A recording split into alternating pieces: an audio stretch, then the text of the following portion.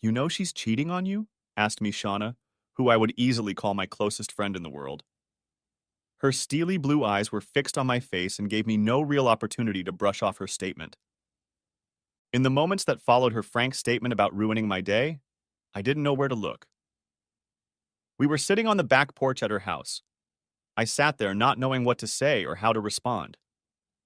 The question she asked me a few minutes ago, not that it came out of nowhere, but it was unexpected and caught me off guard. Until she asked, I had been quietly passing the time. But the question brewing in her gaze also hid a unique form of agony on her beautiful face that only the two of us could understand when she had to say those words.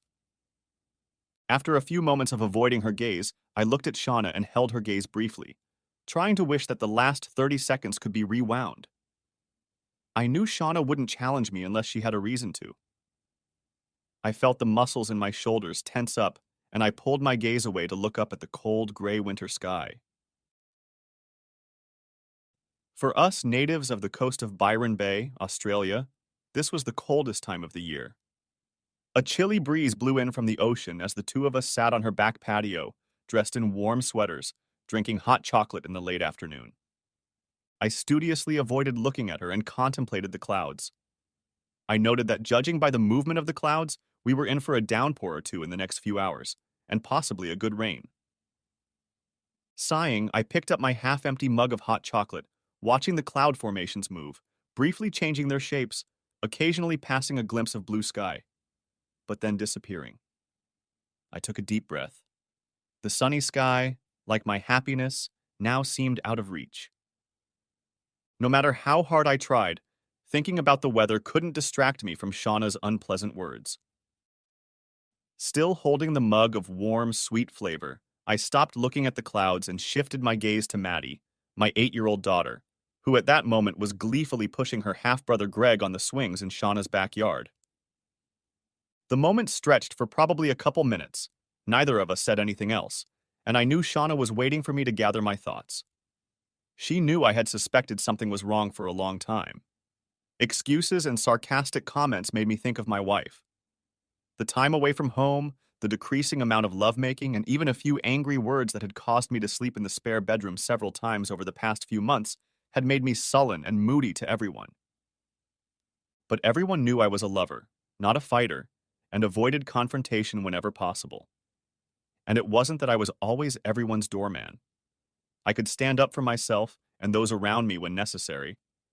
But if it was my own personal problem, I tended to put it off and hope it would go away on its own rather than deal with it if it was within my power to do so. I sighed heavily again as I watched Maddie and Greg play and began to feel the emotions I had been denying for months flare up in my chest. The knot of tension I'd been feeling for some time now suddenly made itself known in the form of pain, and I swallowed hard. Looking back at Shauna again, I saw the anguished expression on her face. I know she didn't want to start anything, but at the same time, if there was anyone in this world who had my back, it was her. I shifted my gaze to her again, unable to find the right words, and while I watched, Shauna hesitantly pulled an envelope out of the bag next to her. It was one of those huge bags that mothers all over the world carry around with them to have everything they need for their children. I'm sorry, hun. I can't think of a kinder way to say this, but Bridget is cheating on you, she told me again. Shauna held the envelope in her hands for a moment. It was the size of an A3 and seemed heavy. I got the look again, a combination of pity and hurt, but she sighed, deciding that was the way to go. She slowly walked over and placed the envelope on the table in front of her, her left hand now resting on it. It's all here. I've been discussing this in my mind all day, but you should know what's going on. Do you want me to give it to you now or later? The pain was back in her eyes. She wasn't enjoying this in the slightest, and she must have seen the desperation on my face. What hurt her was that, with the exception of a few months, she had been my closest friend for most of my life and knew me better than anyone else. My name is Timothy Other. Of course, everyone calls me Tim. I thought, until recently deluded myself that I was happily married to Bridget. However, as I looked at the envelope that Shauna had just pulled out, I realized that it contained the truth that my marriage was not so happy and healthy. I analyzed the last few months. Hell, looking back, let's call it the last year. There was nothing I could point a finger at, but I'd always questioned Bridget's fidelity. I sighed expressively, looking at the envelope Shauna held in her hand. Unfortunately, the cheating wife was a scenario that had happened to me before. We sat again, not talking about anything as I stared at the pile of bad news under Shauna's hand. I didn't want it to be true, but the look on Shauna's face told me that whatever was in the envelope was going to hurt. "How's Shauna?" I asked, my voice cracking slightly as I clutched the cup containing a third of the hot chocolate in my fingers, which was cooling quickly. "Rick," she answered quickly and simply. Rick was Shauna's husband, a cool family lawyer who had many connections in Byron Bay and northern New South Wales, as well as Queensland. Rick and I had an interesting relationship. We both loved Shauna and were willing to do anything for her. Despite our history, or rather because of the history between Shauna and I, Rick had also become a good friend of ours over the years. We both continued to stare at the envelope. If what I suspected was true and in the envelope that Shauna had, then Bridget and I were finished, and Rick turned out to be a better friend than I thought. Either that, or he may have finally turned the screws on me for being so friendly with his wife. I stared at the envelope Shauna held in her hand for a few more moments and felt nausea slam into me. I don't think I can go through this again, I thought. Tim, you won't be alone, Shauna said. She always had a good sense of how I felt. But this was about both of us, and I could see that she was holding back the words, this time. Through everything we'd been through, we were both only 25. Getting a second divorce before I turned 30 would be painful. It was giving me a chance to process what was happening. The third time, neither of us said anything until Maddie showed up with 1-year-old Greg in her arms. Mom, I think Greg needs a diaper change. He stinks. She wrinkled her nose, and the smell told us that there was indeed a very ripe diaper wrapped around the baby. My daughter was already 8 and soon to be 18, and she had a habit of talking about everything she did. Shauna stood up, and without saying anything, grabbed her bag, snatching Greg out of Maddie's arms. She threw a brief glance at me, and after a second's hesitation, she took the envelope back, nodding her head at Maddie, and then caught my gaze again. I nodded back. Maddie didn't need to see what was in it. In the next couple of breaths, Maddie quickly moved into my lap and wrapped her arms around me, then kissed me in the air as Shauna carried her son into the room to put on a fresh diaper. "Are you okay, Daddy?" asked Maddie. "I mean, you don't seem okay. What were you and Mom just talking about?" From the look on my face, a thought occurred to her that I just couldn't hide. "You're not fighting again like you did when you were kids, are you?" The thought made my daughter go pale.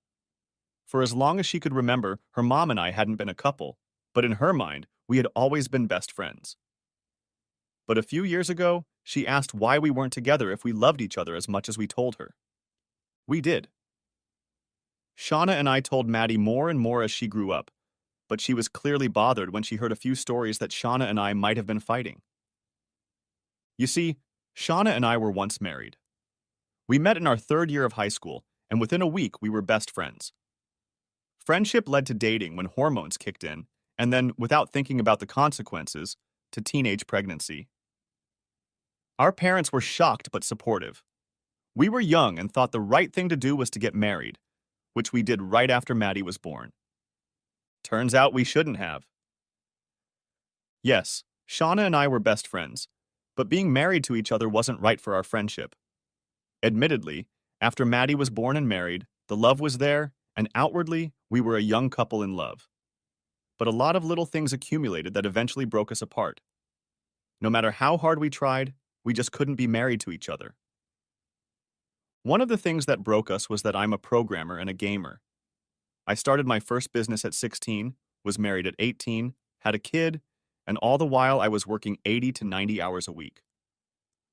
I gave all my time to Shauna and Maddie, but it wasn't enough for her.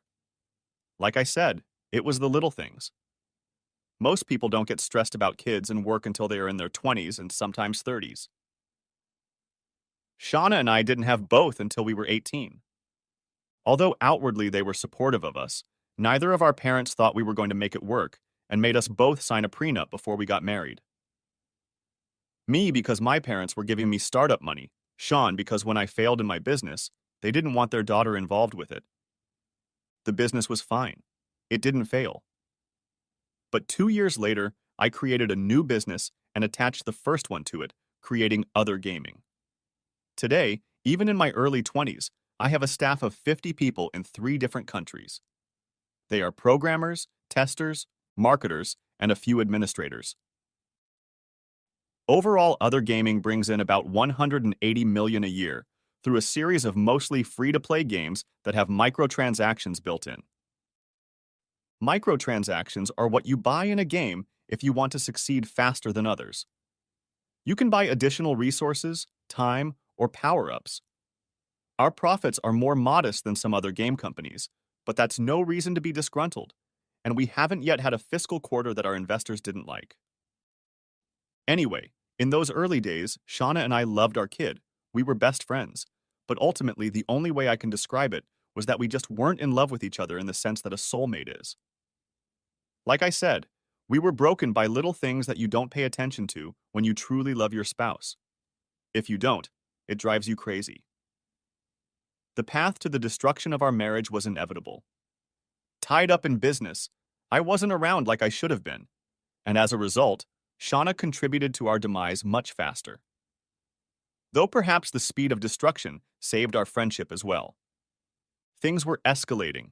We fought each other over household chores, my time at work, and Maddie. As for work, one day I had a late meeting with a couple of my investors, and I forgot to tell Shauna about it. That same day, Shauna didn't tell me she wanted me to come to Maddie's daycare meeting. So when I got home, she was pissed, but I had no idea why. We yelled at each other for almost half an hour, and eventually, Shauna stormed out of the house, telling me to make my own dinner and yelling, "Be a damn! Responsible parent and watch our daughter." She then called her girlfriends, got drunk off her ass, and woke up the next morning in the bed of some random guy who picked her up at the bar they were at. To Shauna's credit, she never lied to me or tried to hide her act through tears and regret. She came home the next day, upset and remorseful. But as a young guy, when she told me about her act, my whole world crumbled around me as my best friend and wife humiliated me. Without hesitation, I lashed out at her with words, calling her a whore and a slut. Shauna recoiled for a moment and then responded, venom in her voice. She called me a pathetic bore and a loser father who had never been there for her or our daughter. As soon as the insults flew off her lips, she realized it was a mistake. She was the one who left and slept with someone else. We both knew I didn't mean what I said, but her reaction and implied anger was like an arrow to the heart. Regardless, I had been her best friend for as long as we could remember, and she knew it. "Tim, she tried to say, clasping her hands to her mouth in horror. I looked at her mournfully, raised my hand, and then just turned and walked away. I immediately moved into the spare bedroom. For the next few months, I'm sure our screams could be heard in the next neighborhood. Of course, I was hurt, and I filed for divorce for adultery, citing the prenuptial agreement. After being served at home while I was at work, Shauna didn't go the usual counseling route. Over the next few weeks, she alternately repented, apologized, and when I didn't tell her I forgave her, got upset and yelled at me, calling me weak, pathetic in bed, and the worst mistake of her life whenever we were in a room for more than 30 seconds, and then burst into tears. The only time we didn't fight was with Maddie, but even then things were tense. In the end, it was the intervention of our parents who were like, "We told you so." That helped us. They called a truce, bringing us back to ourselves. I came home one evening when all 4 of us were in the living room. Shauna was crying and upset, and both of our mothers were talking to her in raised tones. After both fathers took me aside and told me off a bit, even though they realized I was the offended party, the 6 of us intervened in the situation. They laid it out straight and made us both feel guilty. For 3 hours they berated us, each in turn. When they then left us alone to talk, Neither Shauna nor I said anything for 15 minutes, but as soon as we started talking, everything went away, including the hurt and pain. Even when she cheated on me, which hurt both of us, it was the first time we talked without yelling at each other. I believed her when she explained that she would never have done it if she hadn't been drunk and furious. "I'm so sorry, Tim," Shauna told me, wiping tears from her eyes. "I never meant to hurt you like that. I shouldn't have left that night. I shouldn't have." "Don't ever do what I did," she said, taking a deep breath.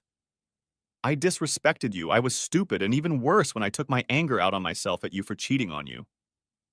I smiled sadly.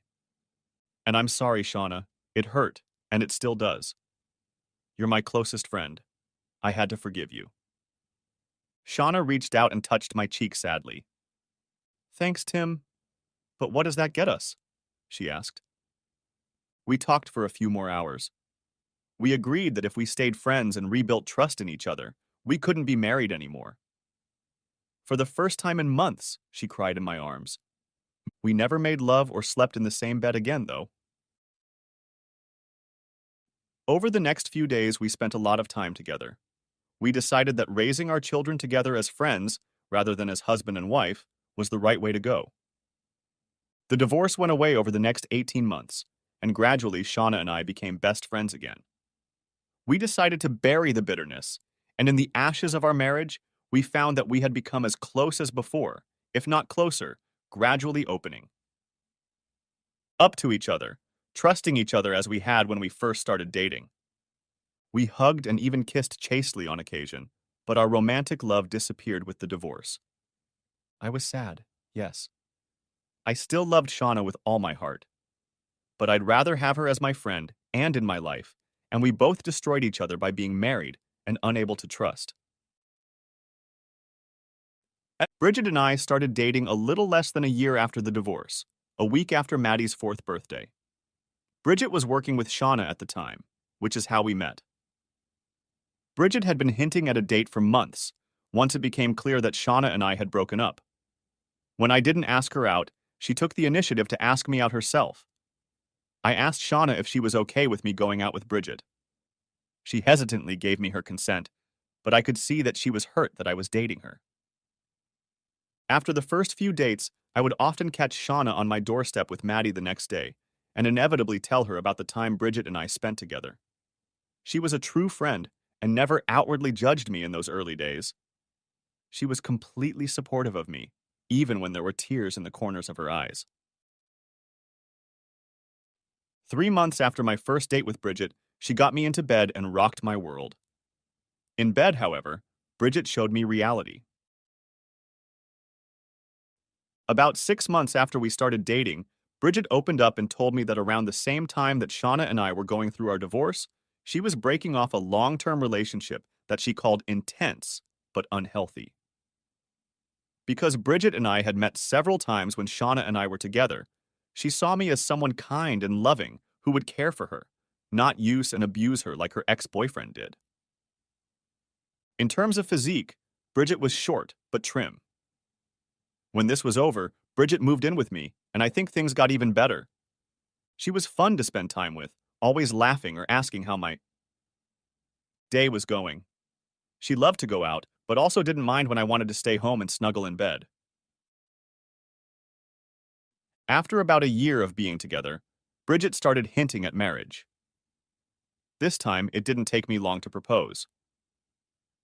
8 months later, we were married. We could have done it sooner.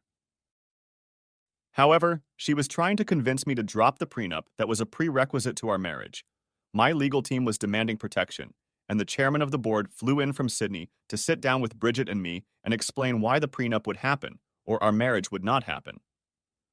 We almost broke up over it after a few heated conversations, but in the end, after the board chairman left, she signed the documents.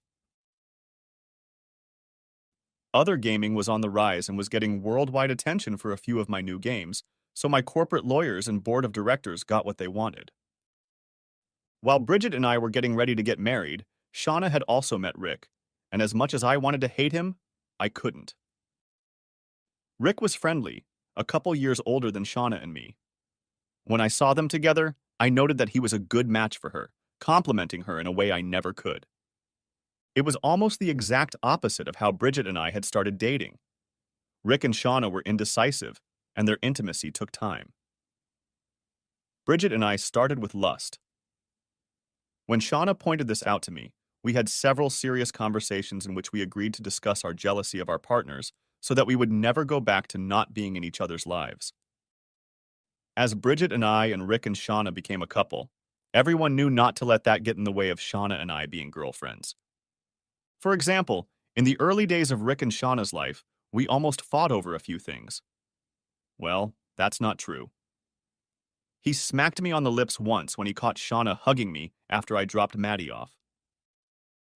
They were engaged by then, Bridget and I were married, and Shauna had told him to get over his jealousy since I was already married, was her best friend, and Maddie's father. If he couldn't deal with that, he could pack his bags and hit the road. 6 months later, I was best man at their wedding. All in all, it was a bit surreal how our relationship turned out. It had always been clear that Shauna and I were in each other's pocket, and with Maddie coming along, that was never going to change. Once Rick came to terms with that, we became close friends and confidants once he realized I wasn't a threat to his relationship. Eventually, the two of us started spending a lot of time on the golf course, and Rick realized that I loved his wife, but not like she did. At the same time, there was an easy friendship between Bridget and Shauna. They couldn't be called best friends, but they spent time together from time to time while Rick and I played golf or took Maddie for a walk. Back to the present, I tilted my head and kissed the cheek of my restless daughter, who stole a chocolate chip from a cupcake I hadn't actually eaten, on the plate in front of me. "No, honey," I said to Maddie, trying to figure out how to properly talk to an 8-year-old about her dad's wife, but not about her mom cheating on him. "Mom and I aren't fighting. She's just talking to me about something that I think is going to be difficult," I finished, trying to find the right words. "It's Bridget, isn't it?" Maddie said defiantly. I stared at her. She snorted like a teenage girl who thinks she knows everything in the world. She looked at my face and uttered, "I thought so." "Maddie," I frowned. "You have to respect Bridget. I realize she's not your mom, but you like Rick and he's not your dad," I told my daughter. She snorted again, now picking at her muffin, which I was clearly ignoring. "Yeah, but Rick respects your and Mom's relationship, and he adores Mom. Bridget doesn't like Mom or me, and she doesn't respect you." I sat there, a little dumbfounded. I don't know how I hadn't noticed that. Bridget and I had been together for 4 years and married for almost 3. Combined with what I knew was in the envelope Shauna was going to show me and my 8-year-old daughter's comments, a lot of things just fell into place. Little things that I had overlooked when talking about how Bridget acted or treated me, Shauna, and Maddie. Taking a quick look at everything from the outside, I saw how little disrespect I had allowed since the disaster of our marriage to Shauna.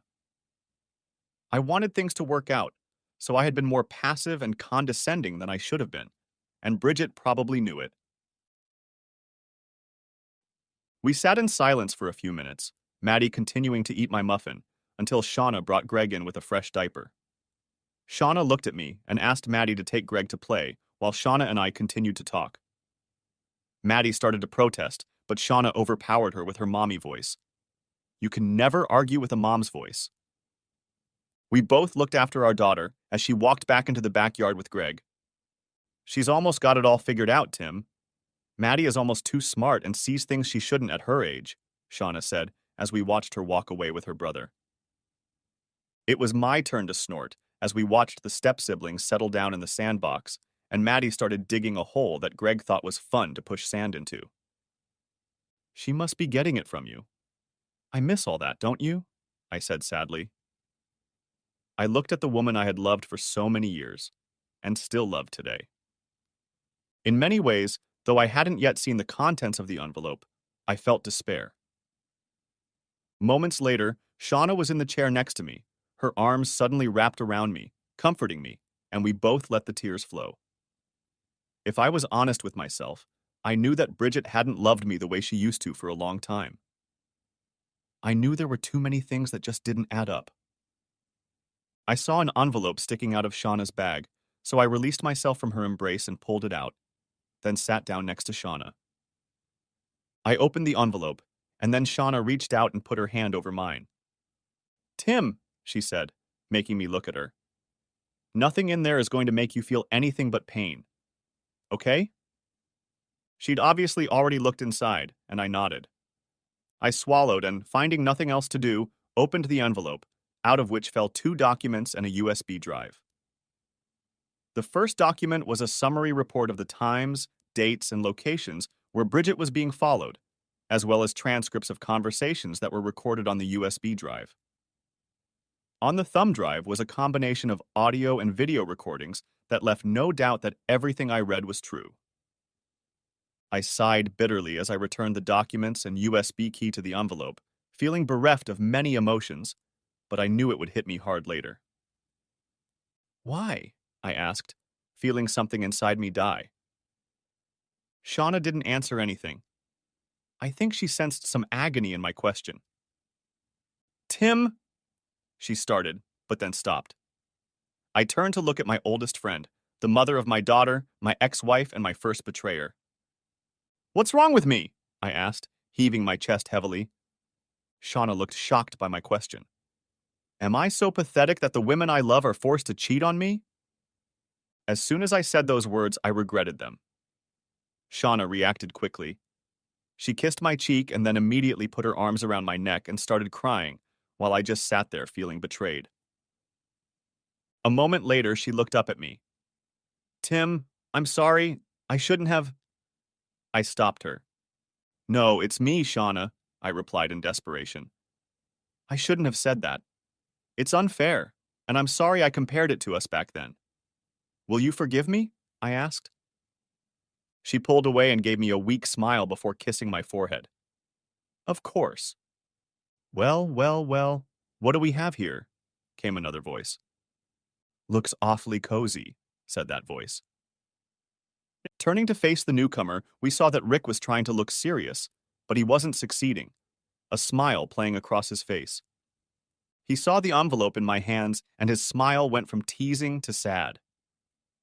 Oh, he said, making no move to separate Shauna and I. Instead, he walked over and sat down in the chair on the other side of me and put his hand on my shoulder and squeezed. Sorry, buddy. I kind of took it upon myself. Shauna and Maddie said something that got me thinking, and a couple months ago, I set some wheels in motion.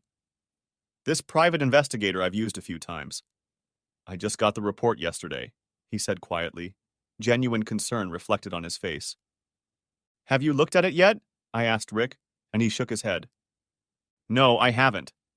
I only looked at it from the private investigator's side when we brought it in. He looked at his wife.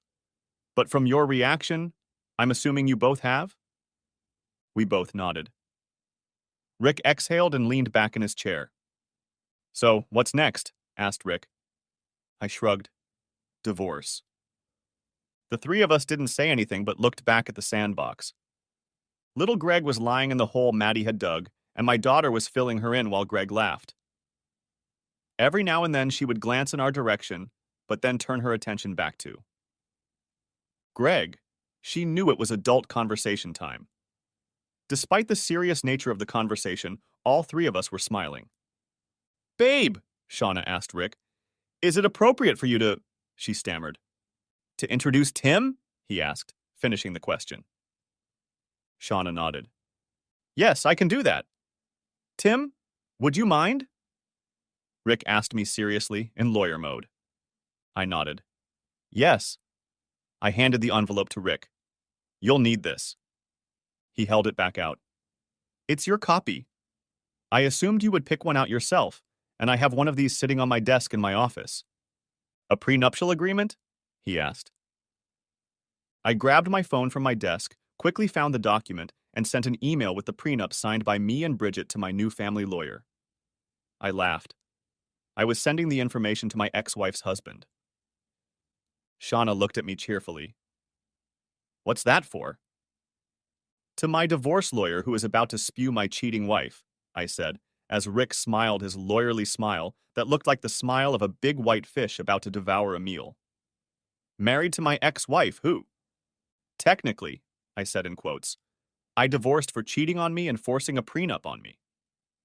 For a moment, no one said anything, and I wondered if I'd put my foot too far in my mouth. But after a moment, Shauna hugged me with a laugh. Rick clapped me on the back. At least you still have your sense of humor, Rick said mockingly. We spent the next half hour discussing my next steps. Bridget will be spending a week with her mother on the Gold Coast. She'll be gone for at least another 5 nights, I said as we made plans. The look Rick gave me, and then Shauna's look as she glanced over to her husband spoke volumes. Bridget probably hadn't visited her mother. Okay, I said quietly.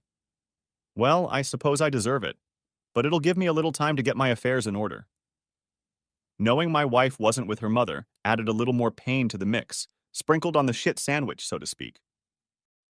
We talked for a few minutes, and Maddie brought Greg back to the table as the sun was already setting. Half an hour later, after many hugs from my daughter, I was heading home in my Arctic White 2016 Mach 1 Mustang. My Mustang was my first new car purchase, which was a reward for reaching $5 million in revenue. The board of directors gave me a budget and was surprised when I spent less than half of it on the Mustang. I drove home and parked. The big security gate closed on the driveway as I pulled into the garage. The house was owned by a subsidiary of Other Gaming and was rented to me as an executive privilege. At the time, it was a way to get a large modern home, the house Bridget wanted. I, on the other hand, just needed a nice office for my computer supplies and a bed to sleep in. Nevertheless, the house was nice. 5 bedrooms, 6 bathrooms, and a deck overlooking the ocean in the distance. One of the bedrooms was my computer and game room. Maddie had her own bedroom decorated with the taste of an 8-year-old girl, and of course Bridget and I had a large bedroom overlooking the ocean in the distance. We only lived in the house for 6 months, but in that time we managed to throw a few parties and christen almost every room in the house, as a young married couple should. I wondered if she'd ever brought Brad here. The thought made me uncomfortable. I walked into the kitchen, dropping my bag and the envelope with Bridget and Brad's information on the kitchen bench. I immediately headed to the pantry, from where I returned with a bottle of Bundy rum and then retrieved a cold can of Coke from the refrigerator. Pouring myself a double shot, I grabbed the envelope, pulled out my laptop, and set it up to view the contents on a USB drive while I read the report in more detail. The report revealed that Bridget and Brad had been together before she and I started dating, but had broken up a few months before. When I calmed down and read the report, it matched what I knew about Bridget's breakup. We didn't talk about it often, and the private investigator confirmed what I knew. The breakup between them was unhealthy when it first happened. I further read that they had not communicated for about 6 months prior to our wedding, and less than 3 months after our honeymoon, my loving wife resumed a relationship with her former partner. The private investigator's report had page after page of transcripts of conversations, detailed conversations ranging from their daily life together when they were together to recollections of their history and future plans. In other words, a full-blown romantic relationship. Sitting down, I read several of their conversations in great detail, almost aching with the realization of the level of betrayal from my loving wife. But what really got me was the section of the report that captured a conversation between the two of them after they had finished partying at Brad's apartment just a month ago. I found a video file on a USB drive that matched the transcript, and plugging it into my laptop, pressed play. "But Bridget, baby," Brad said tearfully, "why don't you ditch that loser and come back to me? You're in my bed almost as often as you're in his. You know I rock your world a lot better." Bridget laughed. "Brad, honey, he has 2 things you don't." "And what's that?" he asked hesitantly. "Brains and money," Bridget replied simply. Brad snorted. "It's true, honey," Bridget lectured. "Tim has lots of money, and I can use it while I'm his wife. And Tim is smart, too. He's always been successful, his company is worth a lot, and he's still on his way up. That's why when that bitch Shauna dumped him, I took a chance. She had no idea how much he'd be worth." Brad snorted again. "Then why don't you just divorce him and we can both use the money you get?" "Brad," You've got muscles in all the wrong places. Tim's lawyer made me sign a prenup. If I leave him before 10 years of marriage, I get very little. Even after 10 years, if I leave him, I'll only get a fraction of what he's worth. Worst of all, we have to be careful. If Tim ever catches us, I'll be left with only the clothes on my back for the next few years, Bridget explained to Brad without much emotion. But this way, we both benefit. I get money to take us to different places, and we get to have fun on a regular basis. But you're still sleeping with him, Brad whined again. That's because I'm his wife, said Bridget to her lover with irritation. Look, Brad, honey, if I don't sleep with him, if I don't give the appearance of being a good wife, then all of this, she gestured around the house, will come to an end. Tim doesn't know it, but this place belongs to him. You don't want to lose a place you're not paying anything for, do you? I guess not, Brad groaned unhappily. But I don't like you sleeping with him if you don't love him. Bridget laughed again. Oh, my poor, poor baby. I do think of Tim fondly, but he's just a tool to get what I want. Her smirk turned wild. The camera only captured part of her face, but a chill ran down my spine as I watched her and she spoke the next words. I'll tell you what, babe. Tim and I have been talking about having kids soon. What if when I stop taking the pill and we can pass it off as Tim's? Does that make you feel better? Then when the baby turns 18 and can inherit Tim's money, you can tell Tim that the baby is yours and not his before some accident takes it away. Brad cheered at that. I ran to the bathroom and threw up. I didn't sleep well that night, watching the video of that exchange while I read the report and a few others like it. I tossed and turned, and dreams of Bridget and Brad kept spinning in my head one after another. I managed to doze off, but around 8:30 I was suddenly awakened by my phone ringing, and I hesitated for a moment to take the call. Hello? Sleepily I said. I heard a giggle. Well, hello, big guy. Are you sleeping at home while I'm gone? Said my wife's voice cheerfully. For a moment I hesitated, not knowing how to react. Should I come clean with her or play it down? Bridget caught my pause. Tim, are you okay? She asked. I couldn't tell if the concern was feigned or real. Now I decided it was feigned. I decided to downplay what I knew. I didn't need to see her, so I swallowed my feelings after all. Everything would be out in the open soon. Sorry, late night. I'm working on some complicated issues right now, I replied. Oh, baby, I'm so sorry to hear that. Well, I'll be back Monday night, and you can tell me all about it, and then maybe we can start working on that baby we talked about, my traitorous wife said with a cheerful disposition, confirming that she wanted to let Brad knock her up this weekend. Sure, I replied without enthusiasm. Tim? I heard a note of question in her voice, wondering if she thought I suspected something. Are you sure you're okay? I sighed. Yes, Bridget. Your call woke me up and I didn't sleep well.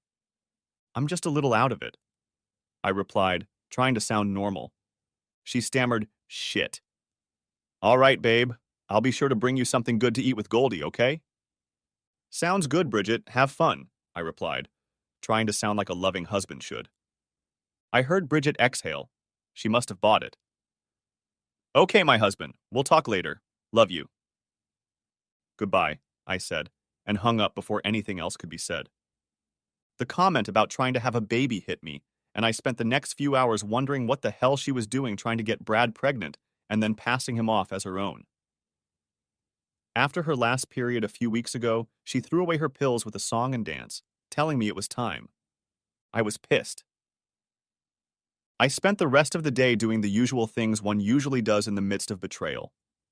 I went online and removed Bridget's access to my bank accounts, canceled our joint credit cards, called my accountant and corporate lawyer, asking them to remove her from my insurance and will. I wrote several letters introducing Rick to my corporate team to tie everything together. The net was going to be closing in on Bridget very quickly, and the thought made me smile unhealthily. Around lunchtime, Rick and Shauna showed up at my place with food. Hot chicken, fresh bread, hot chips, and some salad. Maddie. Took Greg to her room and they played while Shauna made lunch and Rick and I talked. Thanks for the letter of recommendation, Rick said to me and frowned, looking me over. But I have to say, you don't look like you slept well last night, bud. I shook my head. No, not really. I hardly slept at all, and when I did, the dreams. Rick nodded his head. So when do you want to push the button? Isn't Monday too early? And I explained what I wanted to do. Rick smiled. No, we can do it, Rick replied. But I'll have to leave my family with you and go to the office for a few hours to get everything set up. Do you mind paying a little extra for that? I'm giving you the family rate, but my boss will still want me to charge for weekend work. I brushed off the remark. Not a problem. I want it done quickly. I spent a few hours on the private investigator's report and the video. What I read and watched last night made me sick to my stomach. She's having fun with that asshole Brad this weekend to try to get pregnant and then plans to pass the baby off as mine and then have an accident with me when the kid turns 18. Rick's eyes widened. Obviously, he still hadn't seen the details. Even Shauna, who was sitting with a plate of sandwiches, looked upset. Are you sure? She asked. Yeah, she's off the pill, and I watched a video of her convincing Brad that this is exactly what's supposed to happen. I slumped my shoulders. Don't worry about it, Tim. We'll make sure she doesn't come back here.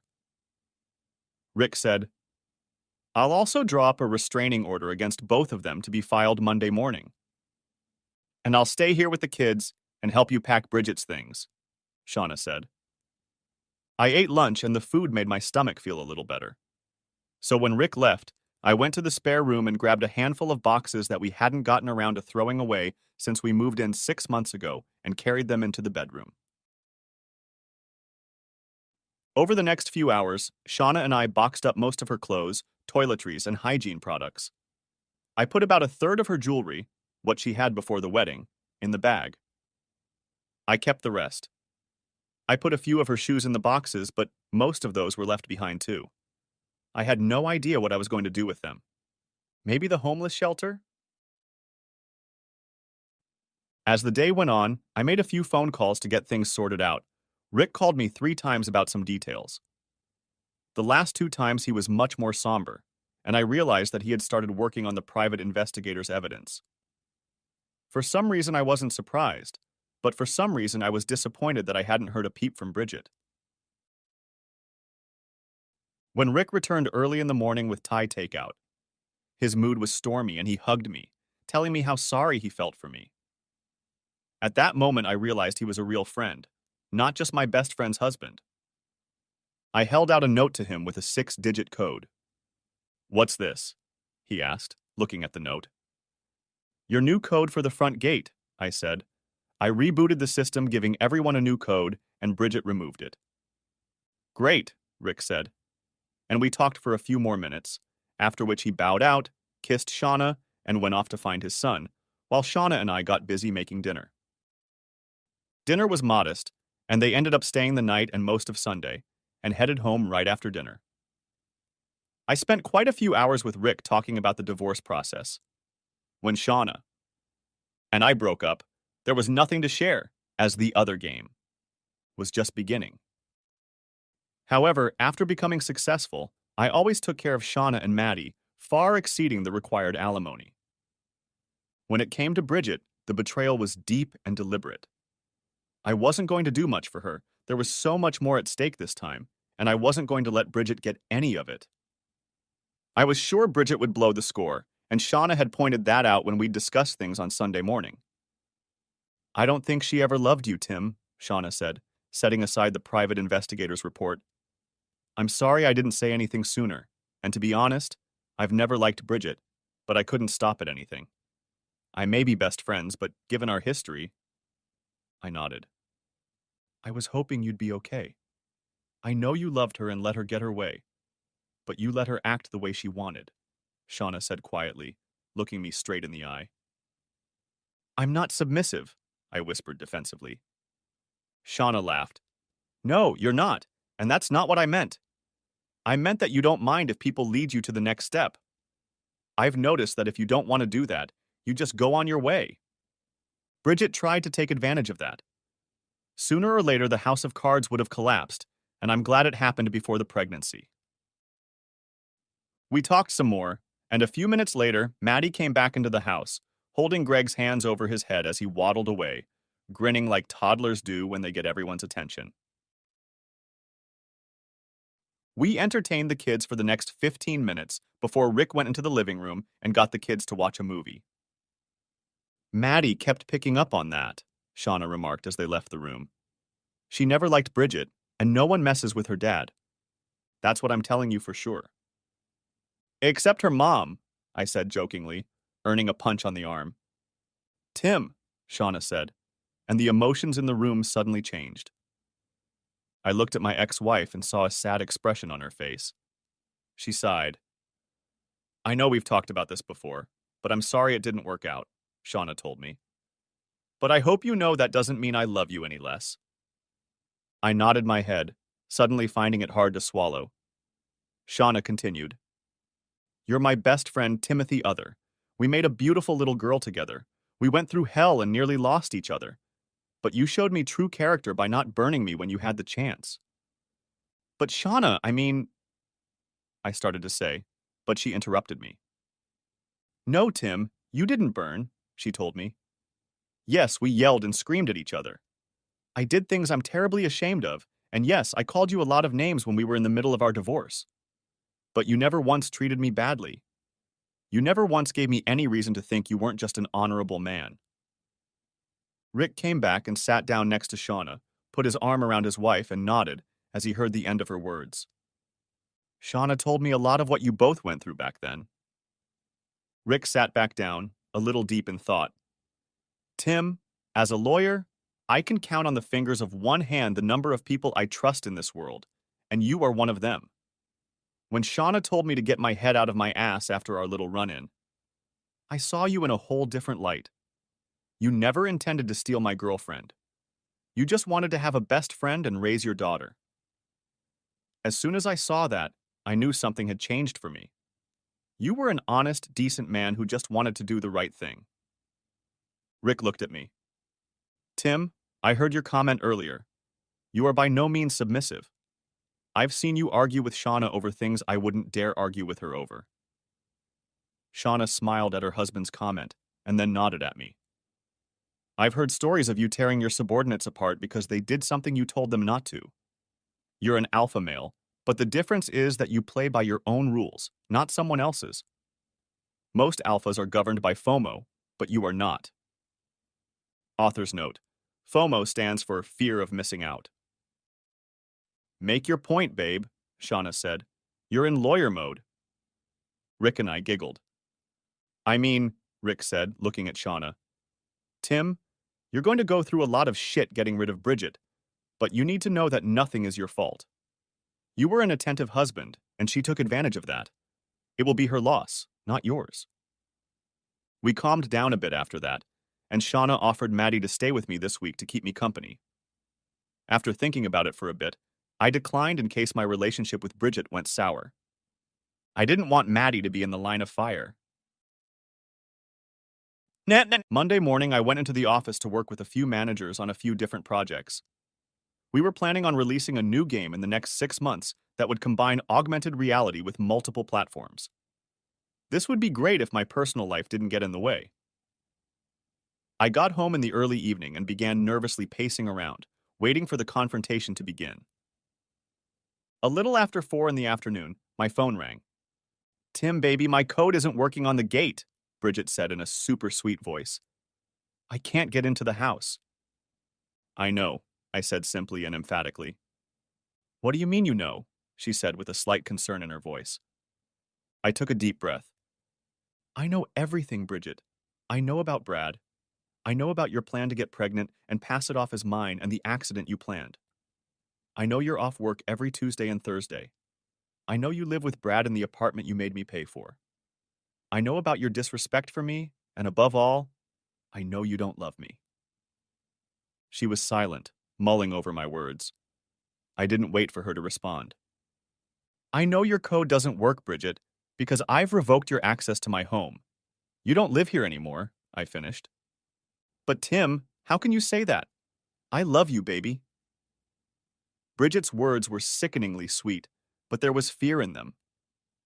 Don't forget I'm the one who picked you up when that bitch Shauna left you. I'm the one who carried you to bed and loved you for all those 4 years. How can you say such nasty things to me? Easy, I spat out into her phone, letting my anger at her betrayal show for the first time. I stood and stared out the window at her standing alone at the gate. That's when I noticed the cars pulling up. Turn around, Bridget. She turned around, and I heard her gasp. I heard 2 short conversations echoing through the phone in Bridget's hand. Mrs. Bridget Other? A man asked.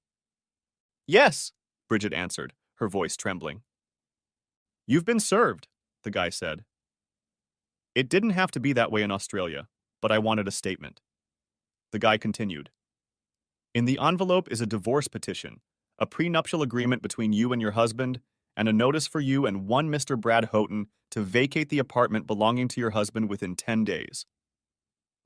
My client notes that any resistance will result in any financial offer he is willing to negotiate, other than the prenuptial agreement, being canceled, and he will sue you for mental cruelty. The last document is the restraining order, which has been drawn up and goes into effect tonight. With those words, he got back in his car and drove off. He was worth the money I paid Rick. Bridget's next conversation was with an elderly woman who got out of her car. Marion, her mother. Mom, Tim, she began, but stopped when her mother's slap sounded over the phone line. Slut, Marion said. I know enough about what you did to that poor man. I've never been so disappointed in anyone in my life. Mom, I don't know what Tim told you, but it's not true, Bridget protested, holding her cheek. For a moment, I thought the older woman was about to slap her daughter again. But the mother-in-law turned and walked back to her car, opening the door. Drop it, Bridget, Marion told her daughter. Tim shared one of the pictures he has with me, and I know the truth. You have nowhere to go, and Tim asked that your father and I take you in. I can't believe you got involved with that Brad guy again.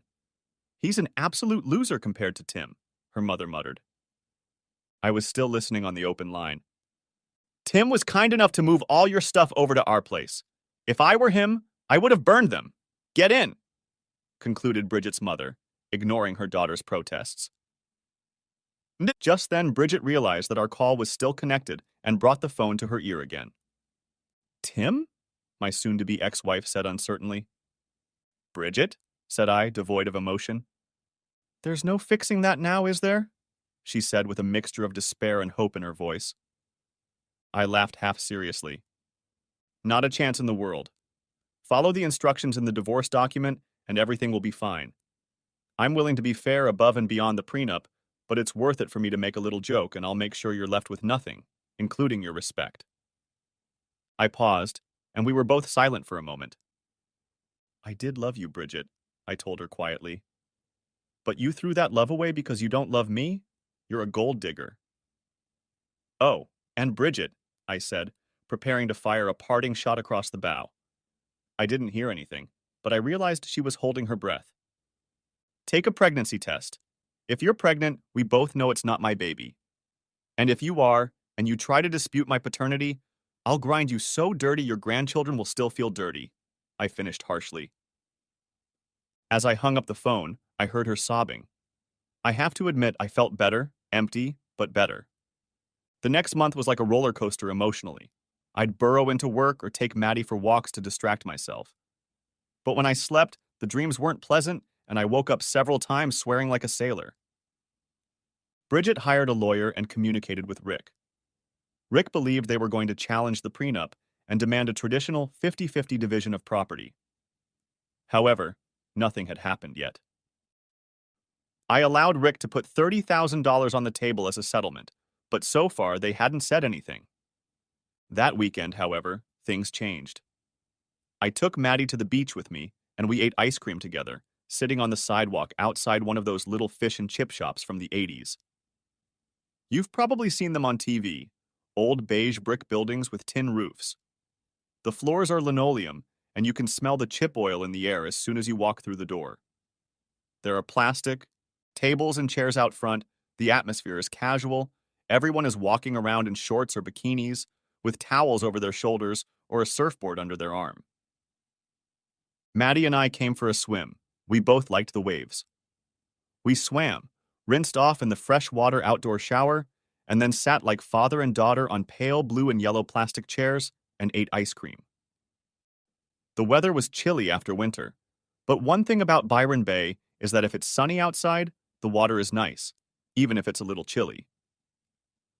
Maddie and I were enjoying ourselves, discussing how to catch a wave that was just getting high, when suddenly a huge arm went around my neck and I was dragged backwards off the chair, and Maddie started screaming. A few moments later, I was flung to the floor, gasping for breath and almost avoiding the blow that knocked the spirit out of me again. Goddamn Dewib! Throw me out of my seat and I'll show you! I felt the disgusting sensation of saliva on my face as I looked up to see Brad Houghton standing over me. Maddie's face reflected the panic of being attacked. Thankfully, after a moment he backed away, pushing me to my feet. Common doofus. You couldn't satisfy Bridget, he taunted as I stood. He looked at Maddie for a second and smiled a sick smile. I bet this one isn't even yours, you damn loser. He then started to step toward me, grinning. You got me kicked out of the house. You just couldn't maintain the status quo. I was willing to let Bridget continue to entertain you. All you had to do was stick to the damn line. I tried to dodge his punch, but having no experience in fighting, I caught his punch in my left shoulder. I was spun around and fell into the garden bed. I felt Brad take a step forward, but before he could reach me, my daughter lunged at Brad, screaming at the top of her lungs. Leave my father alone. He hasn't done anything to you. Get away from him. She took a deep breath and screamed. Help the police! Help the police! I was later told that I lost consciousness for about 30 seconds, and when I came to, there was a small crowd of people around. My arm was clamped around Maddie. Brad was nowhere to be seen. Someone in the crowd told me that they had called emergency 000, and the police and ambulance were on their way. Fighting the pain in my back and arm, I slowly sat up and asked for my phone and keys, which were on the table in front of me. The elderly man looked at me sadly. Sorry, son, but that guy after you caught your girl here. He stood still for about 10 seconds, then turned around, grabbed your phone and keys, and ran off. I swallowed and nodded, feeling the pain in my side, my arm throbbing, and even though someone had handed me a towel pressed to my head, my temples hurt too. Could you get my daughter's bag? I asked the man. He looked at the younger man and nodded. A minute later, a man about my age came back with Maddie's bag. I reached into the bag and pulled out Maddie's cell phone. I had gotten her an iPhone for her birthday this year. It was locked, but she could call me or Shauna anytime. I dialed Shauna's number. She picked up on the third ring. Hi, beautiful. Did you have a good swim with Daddy? She said cheerfully. Shauna, said I, wrinkled my nose as another stab of pain shot through my back. Tim? I felt the hairs on the back of my neck stir when Shauna recognized that I was hurt and using Maddie's phone. We're hurt, Shauna. Maddie is with me now and is being very brave, I said. Maddie looked at me, her eyes reddening and a mask of discomfort on her face. The howling of sirens could be heard in the distance, which was quickly getting louder. I don't have much time and we're both in a lot of pain. The police and ambulance are on their way. But I need you to call Nadine and have her trace my phone. Time is of the essence. Nadine was my assistant. What's wrong, Tim? Is Maddie okay? I could hear the pain in her voice, the pain a mother feels for her child when she is helpless. She's here with me now, and she's acting like the bravest girl I've ever met. I smiled through my daughter's own pain, who was crying again, but trying not to make any noise. It was Brad Houghton. He attacked me and then tried to throw Maddie out of the way when she got between us when I fell. We both got hurt. Can you get to the hospital? I don't know if they'll let us stay together. I need you by Maddie's side. On my way. I could already see Shauna pulling the car out of the driveway as her Bluetooth picked up the call. Mommy's on her way to meet us at the hospital, honey, I told my daughter. I tried not to move either of us as we sat there. Maddie nodded and wrinkled her nose again. An ambulance pulled up, and two paramedics got out. One ran straight to us, and the other went and got a gurney out of the trunk. "Tim, are you okay?" said Shauna over the phone. "I don't know, Shauna. My focus is on Maddie right now. The ambulance is here. I'll see you at the hospital soon." "I'm sorry, but I have to go. Please call Nadine and ask her to follow up. Brad has my phone and keys. He probably stole my car." "Okay, Tim. I'm on it. Keep an eye on our girl, please." "I will," I said, and hung up. Over the next 5 minutes, the ambulance crew examined Maddie. They brought in a gurney and then started examining me. Hopefully, they would be able to load us both into the same ambulance. They assumed my daughter had a broken arm and praised me for getting in the way in time. If she had hit the pine barrier without me, she would have been much worse. They moved Maddie onto a gurney and helped me to sit on the edge of the ambulance. My arm was broken too, and they were sure that at least 3 of my ribs were broken too. They examined my head and suspected I might have a concussion, as myself and witnesses described the altercation. The police arrived, and I had time to give the first few details while they loaded us into the ambulance. They took Maddie and me to the emergency room of the local hospital. Once we were in the emergency room, we were both seen by doctors in the same bay. Maddie wouldn't let go of me. About 15 minutes after we arrived, Shauna was wheeled into the ward, and I breathed a sigh of relief as she went straight to Maddie and then gave me a quick kiss on the cheek. A few minutes after that, the doctor took x-rays on both of us. It turned out that Maddie had a small fracture in her right arm. They gave her an anesthetic meant for children and got busy bandaging the limb. I was in much worse shape. I had a confirmed concussion as evidenced by an approaching migraine-level headache and waves of nausea and fatigue crashing over me every few minutes. X-rays confirmed that I had 5 broken ribs and an arm. In addition, I would have severe bruising on my back from the collision with the barrier in a few days. I was given some strong painkillers and had special clips applied to the wound on my forehead. Afterward, I lay in the hospital bed, looking at Maddie and smiling. For her, I would endure 1,000 times worse, just to keep her safe. Shauna looked at me and, as always, knew what I was thinking. "Thank you," she said with tears in her eyes. "You know I'd give my life for both of you," I replied, trying to lean back and get comfortable. I closed my eyes, and after a moment I felt a kiss, and when I opened my eyes I found Shauna standing over me with tears in her eyes. "I love you too, Tim," she said, and I smiled. Suddenly I shuddered, and then I started coughing up blood. Shauna screamed, and I felt myself losing consciousness and a new pain building up in my side. That was the last thing I remembered for 3 days. When I woke up, I was in a much nicer hospital room. Rick was next to me, and he heard me stirring. "Hey, buddy, how are you feeling?" he asked, looking me over anxiously. "Shitty, what happened? Is Maddie okay?" I asked. Rick smiled. "She's fine. She's got her cast on, and she'll be back at school next week. She's going to be the most popular girl in school after her heroic father." I tried to laugh and felt the sharp pain in my side again. Rick noticed my grimace. "Here, the nurse told me that if it hurts when you wake up, that's the button to administer morphine. Only use it when you need it. If you can tolerate it, then don't use it." I tried to smirk but couldn't. "What's wrong?" Rick tried to smile too, but then he looked miserable. "It's nothing. The doctors told us that one of your ribs bent too much as a result of a fracture and nicked one of your lungs. You had to have a minor surgery, but you'll be fine." A minute later, a nurse entered the room, followed by a doctor, and Rick sidestepped so as not to be in the way. They examined me, informed me that I was fine, adjusted my medication, and then left Rick and myself to talk. "Any news on what happened to that asshole, Brad?" I asked. Rick smiled as he sat down on the edge of my bed and pulled out his phone. "This is from the night you and Maddie were brought in." It was a clip from a news program in Sydney. Our top story today.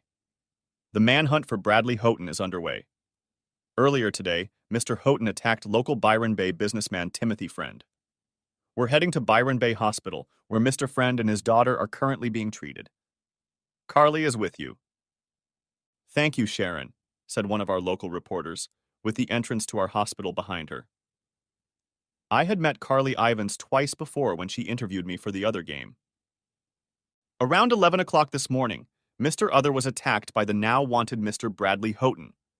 Witnesses say that Mr. Houghton grabbed Mr. Other by the head and dragged him backwards, attacking him without provocation. Carly, news anchor Sharon asked, can you tell us about Mr. Other's condition?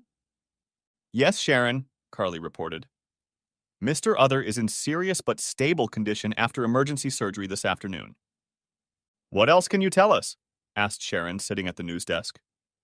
Sharon, Carly began, the police note that Mr. Houghton stole Mr. Friend's phone and car and was last seen heading south towards Newcastle just after the altercation.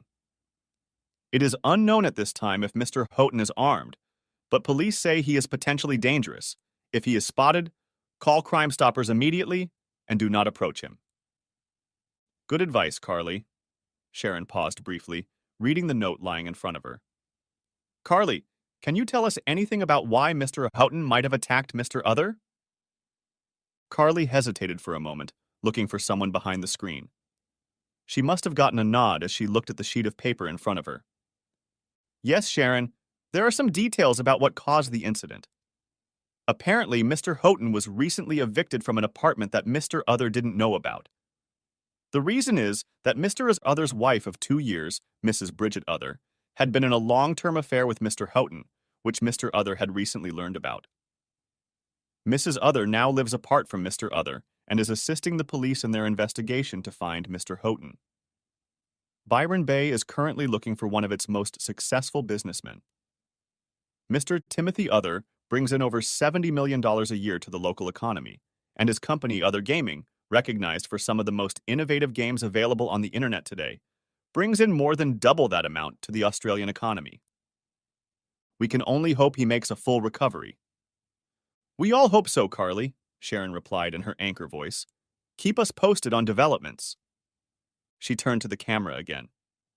Next, we have the state premier, once again in a scandal that has voters demanding his resignation. Rick paused the clip, grinning widely. Brad was picked up in Wollongong yesterday after he ran a red light on your car when he was spotted by the local police. He lowered his smile. Unfortunately, he wrote your car off, but they caught the bastard. Don't worry about the car, I waved him off. I'm just glad he got caught and Maddie's safe. We talked for another 15 minutes until we were interrupted by Maddie running into the room following Shauna, who was carrying Greg. How are you feeling, Daddy? Asked Maddie, climbing onto my bed with a look of absolute concern on her face. I'm feeling much better, Princess. The doctors have treated me very well, and so have you. I replied. Maddie looked at the cast on my arm, then at her own and smiled. My doctor, Mr. Sweeney, said I was very brave. Maddie smiled and then got serious again. But I told him it was my daddy who was brave because you saved me. I smiled back. Thank you, beautiful. I'm sorry it ruined our day. But once we feel better, we can try again. There are still waves out there with our names on them. This brought a smile to my daughter's face, and we spent the next few hours talking about days at the beach and eating as much ice cream as possible in one day. Eventually, Rick took the kids for a walk and left Shauna with me. You really scared us out there for a while, she said as she held my hand. I'm sorry, I didn't mean to, I replied. I know, I'm just glad you're safe. Me too, I replied. We talked some more, and then Nadine and a few of my team from the office came in, bringing cards and chocolates. When Rick and the kids came back, a few of the chocolates were probably gone, judging by the look on Greg's face. I spent a little over a week in the hospital before they sent me home. The police questioned me and then proceeded to arrest Bridget. Apparently, she was marked as an accessory, Brad. Explained in the interrogation, without a lawyer, to the idiot that Bridget had expressed a desire to see me beaten up for kicking her out and evicting Brad. He just happened to run into me and Maddie that day, and as Bridget's words rang in his ears, he decided to take matters into his own hands. The court case was pretty open and shut, with Brad being convicted on multiple charges of assault, theft, and destruction of property. He was sentenced to 15 years in a medium security penal colony with parole after 12 years. Bridget was found guilty of accessory to assault and sentenced to 5 years, but received probation. Although, if she had been convicted of another crime, nothing more than a speeding ticket, she would have had to serve the full sentence. The judge also granted us an immediate divorce, stating that I didn't deserve to be chained to a woman as stroppy as my now second ex-wife. I surprised everyone by pledging to give Bridget $10,000 to help her get a fresh start in life. True, with the stipulation that she do it somewhere other than Byron Bay. While I was recovering, Nadine worked with me at the house every day, and Shauna was usually there too. If you think that Nadine and I became a couple, you are mistaken. First, Nadine was my executive assistant. As the saying goes, don't litter where you eat. Second, Nadine was married and almost 60 years old. Not the right combination for a young guy who had just turned 30. As we worked, I came up with a new campaign after seeing Maddie one afternoon in her now heavily signed cast as she was coming home from school. She was staying with me almost full time at this point, as Shauna was always here, which made sense, but Maddie was now very protective of me. One afternoon, after seeing Maddie play, I decided that we would run a promotion on 3 of our most popular games. For every pack bought for $10, we would give $1 to charities around the world. At first, my finance department was upset. After expenses, that dollar represented just over 30% of our profit. However, within the first month, they were thrilled to see revenues growing. Marketing got involved, and Carly Evans did a church study, and our in-game purchases increased by over 300%. We ended up donating almost $500,000 to 3 different charities in Australia, Poland, and South America. Now, every year we run a charity campaign, giving money to those in need. As the months went by, Maddie and I recovered, and when the cast came off and my ribs healed, it was the middle of summer, and Maddie and I were back at the beach. Now we were always followed by Shauna and Greg, and Rick when he could. Greg was now walking on his own, and Shauna enjoyed splashing with him in the shallow water while Maddie and I played in the surf. I had a great time that summer. Of course I was a little lonely. I missed having someone around, and although Shauna was always there for me, even she realized that I needed a romantic companion. Over the summer, Shauna and I started talking about the fact that it was time for me to get back into dating, but my heart just didn't lie to it. The few dates I'd had gone badly. Either there was no spark, or they were intimidated by my background, or worse, they were just outright gold diggers like Bridget. I wished I could find someone like Shauna with whom I could have that kind of connection. Hell, I was only 31 years old, and I still had plenty of time to spare. It had been a year. I'd had a couple small interactions with Bridget, but they had been short and very abrupt, and most of the time it ended with me saying no. She either wanted money, or a renewed relationship, or worse, she wanted me to forgive her. Each time I would give her a negative answer and hang up. What I didn't know was that my life would change again, but not in the way I thought it would. I had just turned 32, and the office, along with Shauna and Nadine, had planned a birthday party at my house. I had stayed in the house after my divorce because it was a really beautiful house, and I had invested a lot of money in it, so I planned to enjoy it. We had over 100 people gathered that night, and I know probably a little less than half of them. People from work were there, a few local business people I worked with, even Carly Evans was there but was told she had to be off the record. My family was there, my parents, Bob and Tina, as well as Shauna's parents and a few of Rick's relatives. Everyone was eating, drinking, music was playing, and as the evening went on, I felt a nice buzz from everyone handing me a fresh drink. I had just seen Maddie run past, laughing with one of my cousins. Kids, when I accidentally bumped into someone and muttered an apology. "And that's all you have to say? Apologize?" came a voice. I turned around to the not quite shrill voice. "I beg your pardon?" I asked the woman standing in front of me. "You heard me," she said. "A simple apology is just rude. You could have knocked me into the pool." Despite the aggressive tone of her voice and the scowl on her face that seemed at odds with the world, the woman in front of me was as strikingly beautiful as she was repulsive. She was quite tall. I believed her to be 6 feet and me to be 6'2". She was quite slender, but with curves that were very noticeable in the floral jumpsuit she was wearing. She had pale skin with a scattering of freckles on her nose that emphasized her sapphire blue eyes. But what really caught my eye was her red hair. Long, braided almost to her waist, it was a crimson color, like a smoldering fire you could stare at all night until the embers burned hot and you couldn't say anything, feeling its heat. But at the same time, it repulsed me. It wasn't lit, but the woman had a cigarette in her hand and was clearly heading away from the group to smoke.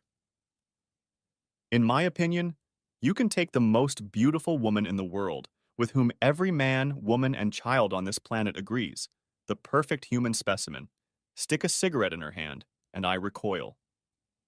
That's exactly what happened to me as soon as I saw the smoke in her hands. "Hey, dumbass," the woman said, bringing me back to the fact that she was talking to me.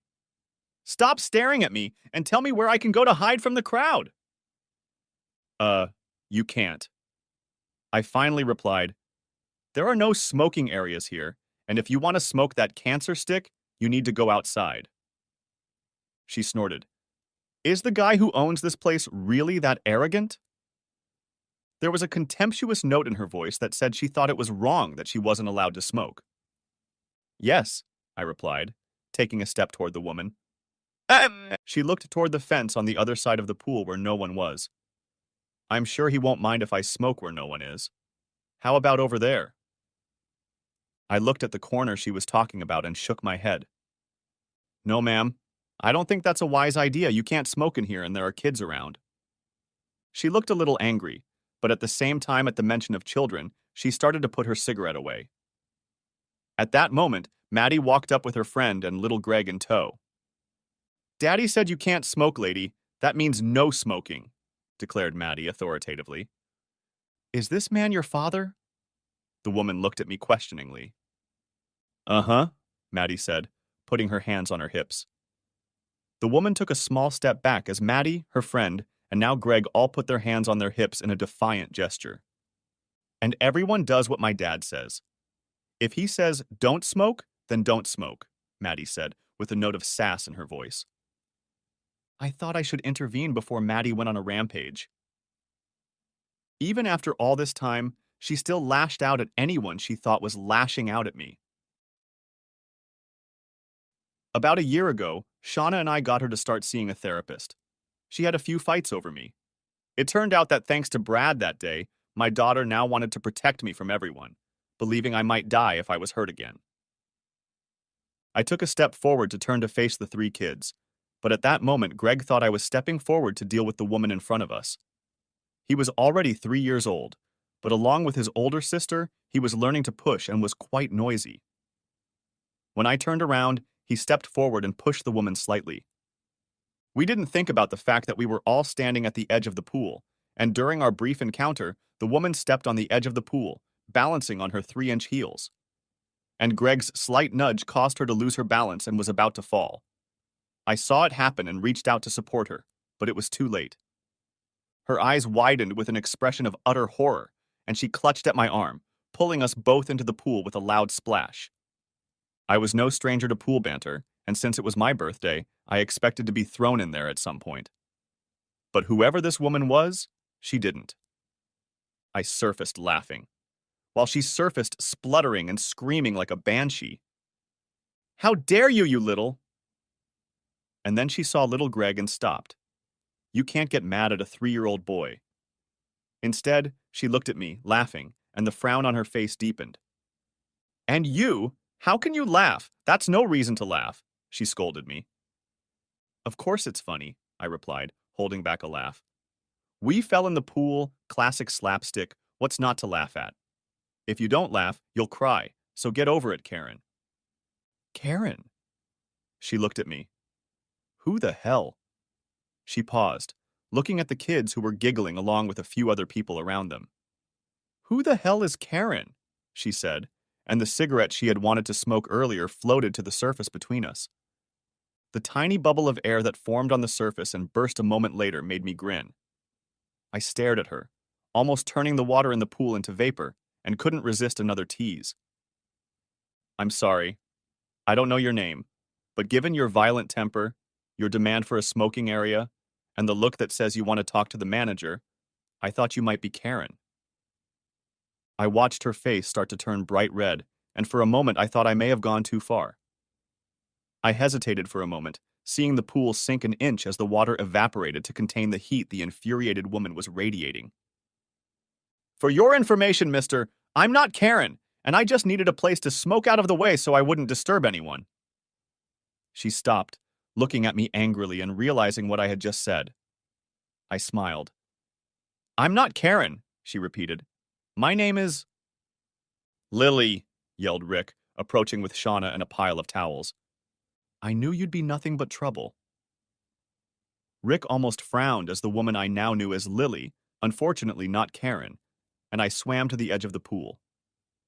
Now that the spectacle of people falling into the pool, including the birthday boy, was over. Most of the guests went back to their conversations as they continued to laugh. Watching us climb out of the pool, Shauna giggled when she saw that I was the one in the water. Well, you got in a little earlier than I thought, but you did. Happy birthday, Waterboy, Shauna said playfully. I climbed out of the pool and grabbed a towel.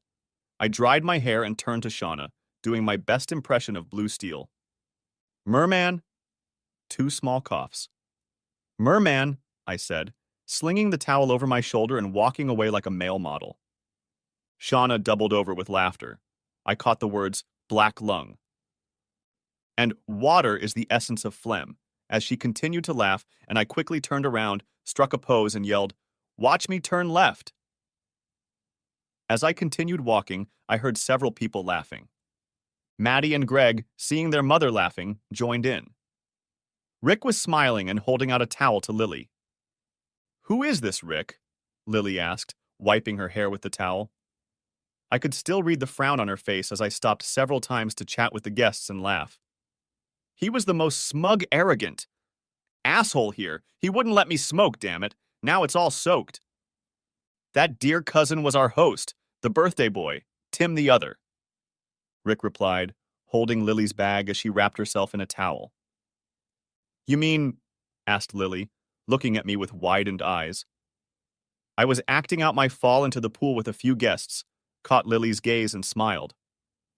Uh-huh, Rick said, smirking. Lily groaned. Not again. I heard Rick laugh as I opened the door and headed inside to change. The rest of the evening went great. The pool incident was laughed about, although little Greg was told off for pushing. I also talked to Maddie about not prying when she didn't know the whole story, and later in the evening I saw her walk up to Lily and apologize. Shauna took Lily to the bedroom that Rick and her used when they were visiting. Lily took a shower and Shauna gave her a change of clothes. They didn't really fit, but as long as Lily's clothes were in the dryer, they would do. Later that evening, I was saying goodbye to Nadine, her husband, and a few of my staff when I saw Lily sitting with Rick and Shauna. The kids were now in the living room watching a movie, and there were only a few people sitting in groups while the restaurant staff cleaned up. I poured myself another Bundy and Coke and made my way over to Lily, Shauna, and Rick. So, Karen, I said, settling into the seat next to her, do you cater parties like this one, or just special occasions like birthdays? I didn't, Car. She paused, checked herself, and smiled. Only birthdays of arrogant men who make their kids push me into the pool. I laughed. It's not mine, it's theirs, I said, pointing to Shauna and Rick. Confusion was reflected on her face. But I thought they were yours. Maddie, the girl who came to defend my honor, is too. And here's little Greg. He belongs to Shauna and Rick. Oh, Lily said, lowering her gaze to her hands for a moment. So you and Shauna, came the question. Yes, Lily, Shauna said. Tim and I were once married, and Maddie is our daughter. A flash of anger flashed across her face, but was just as quickly replaced by deep sadness. She looked at Shauna. How can you, Since he's your ex and he's like that himself, how can you be in the same room? There was a pleading tone in her voice, as if there was some pain inside her that she didn't know how to express. For a moment, no one said anything. I think we all realized that this had turned from a casual sit-down into something very serious, and very quickly, "Guys, let me take this one," Rick said, looking at Shauna, then at me. We both nodded. "I think Lily needs to hear it from the outside first." "Let me explain. Lily is my third cousin. She comes from Kingscliff. She has—" Rick paused, thinking about how to explain. "She's had a rough time the last few years, and the family thought it would be good for her to get away for a while. She arrived this afternoon, and I asked her to meet us here so she could meet a few people before spending the next 2 weeks with us. Unfortunately, she didn't get to meet Shona or the kids before they arrived, hence the confusion." I smiled. That explained a lot. But there was something else. Something that hadn't been said yet. "Lily," Rick continued in an almost parental, notational tone, "I think it's safe to say that Tim and Shauna are best friends. I learned not to be jealous of them years ago, and I trust them both with my life." He smiled lovingly at his wife, then looked at me, and I raised my glass in gratitude. He sighed. "I can't imagine how two people who were once married managed to remain friends. But before you think it, they have Maddie, and not once have either of them given me reason to doubt that they're more than just friends." Lily's jaw dropped, and she looked between Shauna and me. Shauna giggled. "It's a little weird and not exactly normal, I know. Most exes hate each other. But Tim and I were friends before we got married, and yeah, things fell apart. But he's always been there for Maddie and me. I love him dearly, but it's more like a very close brother. We now know we shouldn't have gotten married. But right after my husband—" Shauna looked at Rick for a moment with loving eyes. "There isn't a person in this world I trust more than Tim." I just sat back and sipped my drink. I laughed a little at the woman and guessed there was more to her story that I didn't know. But getting involved now wasn't the right thing to do. Something occurred to Lily, and she looked at me for a few moments. "There was that case Rick was involved in on the news a couple years ago. That was you, wasn't it?" I raised my glass, taking a quick sip and contemplating how to respond. Most people, when they realize what happened, are either flabbergasted or pry the information out of me, wanting to be my best friend. I looked at Lily, choosing my words. "Yes, it was me. So Maddie is very protective of me. We both got hurt during the incident. Me very much so when I rescued her. Now every time Maddie feels someone attacking me, she jumps up and thinks she has to protect me. She gets over the fact that I got hurt saving her. Her brother is only 3 years old, and he thought he was in solidarity with his sister when he pushed you. It just went too far. I'm sorry." Lily didn't say anything, but looked at me strangely for a while before nodding. "Look," I said, "if you really want to smoke in the corner, you're welcome to. With so many people here at the time, I just didn't want people to see it or the kids," I finished as I took another sip of my drink. Lily stared at me again. It's a shame she's so dismissive of the world and also smokes. Otherwise, she could be quite attractive. That would be nice. She paused, tilted her head to the side, then shook her head sadly and sighed. "No, it's okay. I know it's a bad habit I picked up again recently after." She paused. A tear suddenly appeared in her eyes. She glanced briefly at Rick, then stood up and walked towards the corner. I looked at Rick and he shook his head gently. "That's a story for another time," he said. When Lily came back to the table, we saw that she had been crying. We were just discussing the Star Wars series, The Mandalorian. Rick and Shauna weren't fans like me, but they had watched several shows with me over the years, and following the exploits of the Mando was one of them. I tried to convince Rick that in the future, Mando would have to fight several other Mandalorians for the Darksaber. But Rick didn't see it that way. "That's the way it has to be," Lily said, surprising us, and it was reflected on our faces. And I saw the first smile on her face and realized that there was beauty lurking beneath the guise of a woman, ready to sizzle the whole world at a moment's notice. And not for the first time I wondered what had hurt this woman so badly. "I already told you," I replied. using a line from another character that many of my friends used in response. I watched as Lily tried her best not to smile, but she failed miserably as both Rick and Shauna laughed. Lily blushed, but they smiled and I even thought she relaxed. Star Wars fan? I asked the slightly unhinged woman. More of a science fiction fan, Lily admitted. I didn't even need to look to see Shauna's intense stare. I just ignored it. Around midnight, the last of the guests dispersed, leaving the four of us and the kids passed out in lounge chairs inside the hotel. Since we'd all had more than a couple drinks each, I put Shauna and Rick in their usual room with little Greg. Maddie, of course, took her room, and Lily took the guest room. That night, as I fell asleep, I remembered seeing a beautiful woman in a white jumpsuit emerge from the pool, leaving nothing to the imagination. Too bad she smoked. We spent the next few days at my house. Shauna, Rick, and by extension, Lily hung out together. We went to the beach, swimming in the surf, building sand castles, and eating fish and chips. Mostly if you forget about the fact that she wanted to smoke. Lily was a nice person. So what's your story, Lily? I asked late one night as we watched Shauna with Maddie and Rick and Greg in the pool. We'd all had a couple drinks and I blabbed. Lily stared at me. It's none of your goddamn business, the fiery redhead threw back at me. I raised my hands in a sign of surrender. I'm sorry. I didn't mean to offend. I just thought I'd ask because, well, even though you keep saying you need a smoke, you never smoke. You seem to be on something, I explained. You know a little about my past, so you know I've been there.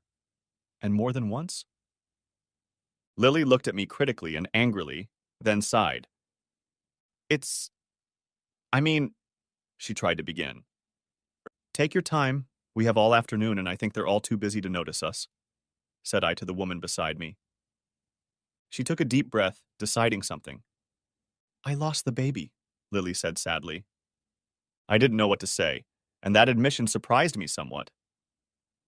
Lily cast a brief glance at me, then turned back to the glass of red wine she was slowly drinking. It was about 6 months ago, she began, moving on to explain her memories. I was with my boyfriend for a little over 6 months, and I don't know exactly why, but I got pregnant even though we were using protection. When she looked at me, I didn't say anything, but nodded in acknowledgement. I was a little worried at first, since we were both so young in our relationship.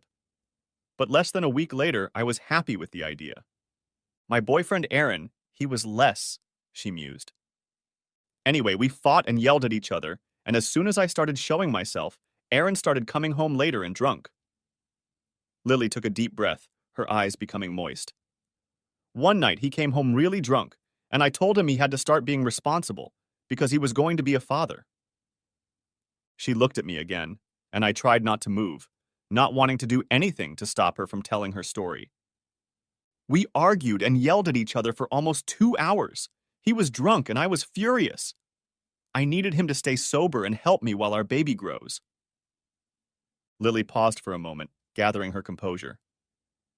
That part I only told 2 people, Lily said very quietly. One was the policeman who questioned me, and the other was the surgeon who took care of me later. I don't know why, but I'll trust you, Mr. Other. I nodded in acknowledgement. We didn't know it at the time, but our neighbors called the police. A domestic disturbance was reported on our screen. We both heard the sirens, and in his drunken state he thought I was the one who called them and pushed me to the ground. And then... Lily couldn't. I reached across the table and placed my hand on her arm. She smiled strainedly. The pain of the memory clearly read on her face. I'm sorry, Lily. I'm so sorry, I said sympathetically, trying to hold back the sobs. Thank you, she replied, and sighed again. I lost the baby about 2 days later. I had to have surgery or I could have been in danger. I'd like to think she was a little girl like your Maddie, that she would have been full of life and just beautiful. She pulled a tissue out of her bag and wiped her eyes, then surprisingly handed me a fresh one. I took the tissue and found that my eyes were wet as well. Lily continued as we sat down. Out of the corner of my eye, I noticed Shauna was looking at us, but she had distracted Rick and the kids. Anyway, Lily began again. After losing the baby, I became severely depressed and was prescribed antidepressants as well as several hormone medications, most of which I've now finished. But as you've probably noticed, every now and then I can be a little cocky. I laughed, and Lily joined in, which didn't offend her, but told me that light mirth was to be well received. And let me guess, you started smoking after a few years? Just as a coping mechanism? I asked, trying to be lighthearted. Lily smiled and nodded. My girlfriends and I used to smoke at university. I know it's a dirty habit, but it's how I get my mind off things, she said, as if she had finished her story. Lily, do you mind if I give you a hug? I asked. She suddenly stared at me. I feigned innocence. Please don't take this the wrong way, but I guess neither the police nor the surgeon who knows the whole story would be able to hug you. Lily stood up and walked around the table, and when I approached her, held out her arms like Maddie does when she wants to comfort her parents. I put my arms around her and pulled her to me. At first, she was as still as a board, but after a few moments she relaxed and suddenly clung to me so tightly that the walls of the dam collapsed. Lily sobbed on my chest, wailing loudly. I looked back at the pool and saw Shauna and Rick watching what was happening. Rick in particular was frowning. I shook my head slightly, and Shauna grabbed Rick's hand, drawing them away to play with the kids and distract them. I took Lily to the break room, away from the others. We sat down and Lily continued to sob, never once looking up, all the while resting her head on my chest and her arms wrapped around my hands. I wasn't sure what to do, so I didn't say anything, but held her in my arms like I would hold my daughter if she was distraught.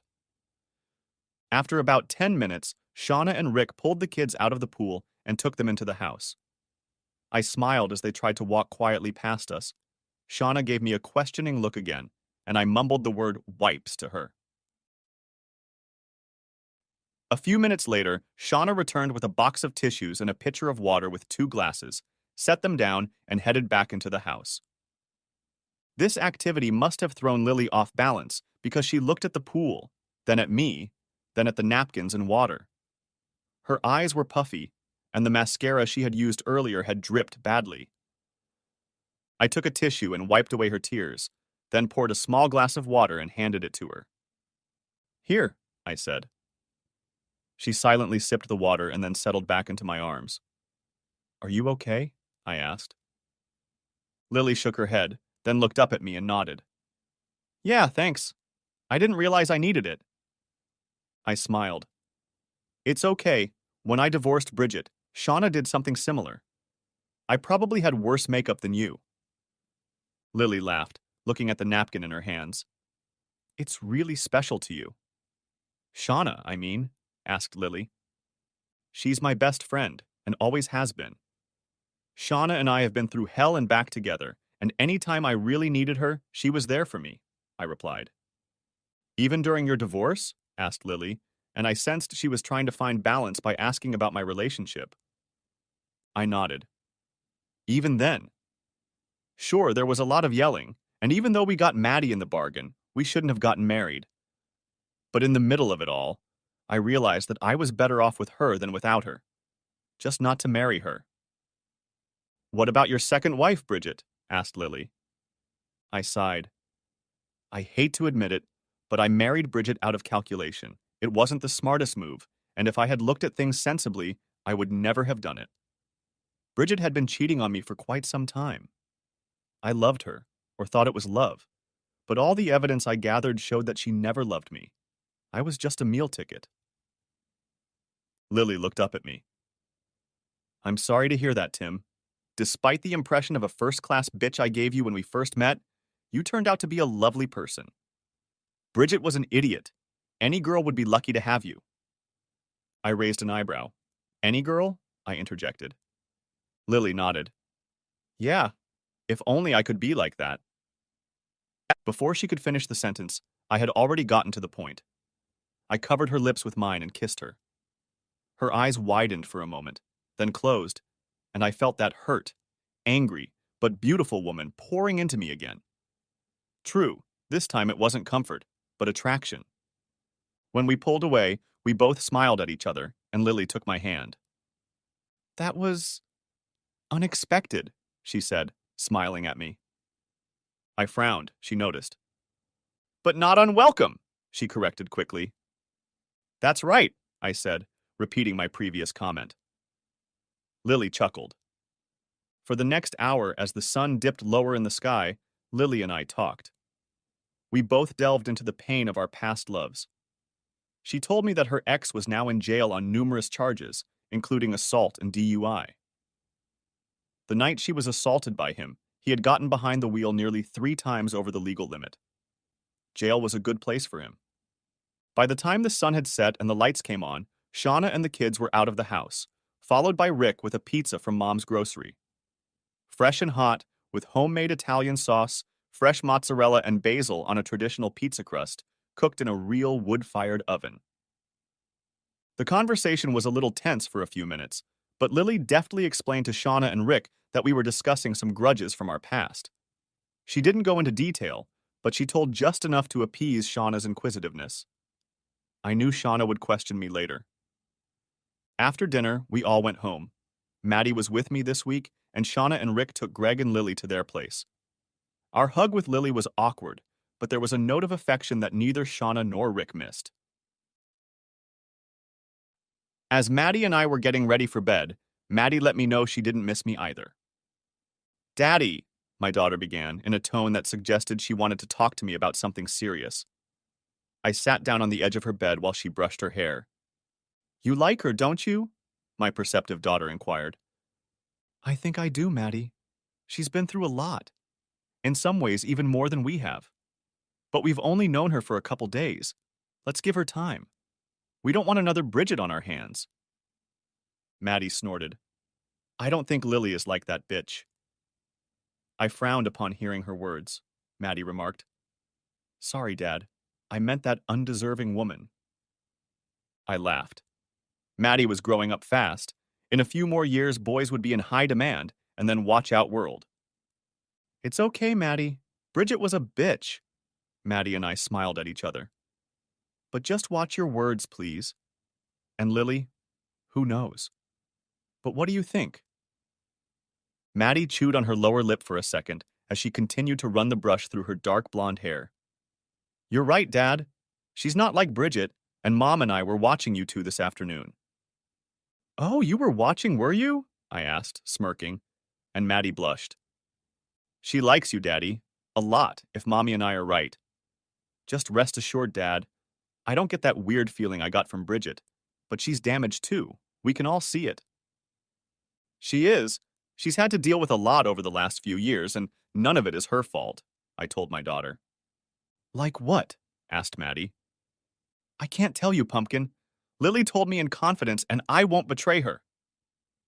I thought Maddie was going to argue with me, but she only nodded curtly. After that, we moved on to school and homework, the way parents usually do when pushing their kids to get them ready for the school week. Later, I was sitting in my office, going through emails and planning my week when Shauna called. I don't know what you said or did, but that woman is just fascinated by you, Shauna said, feeling like I was being told off. Hi to you too, I laughed, switching to my Bluetooth headset and calling up the schedule for our program sprints for the next month.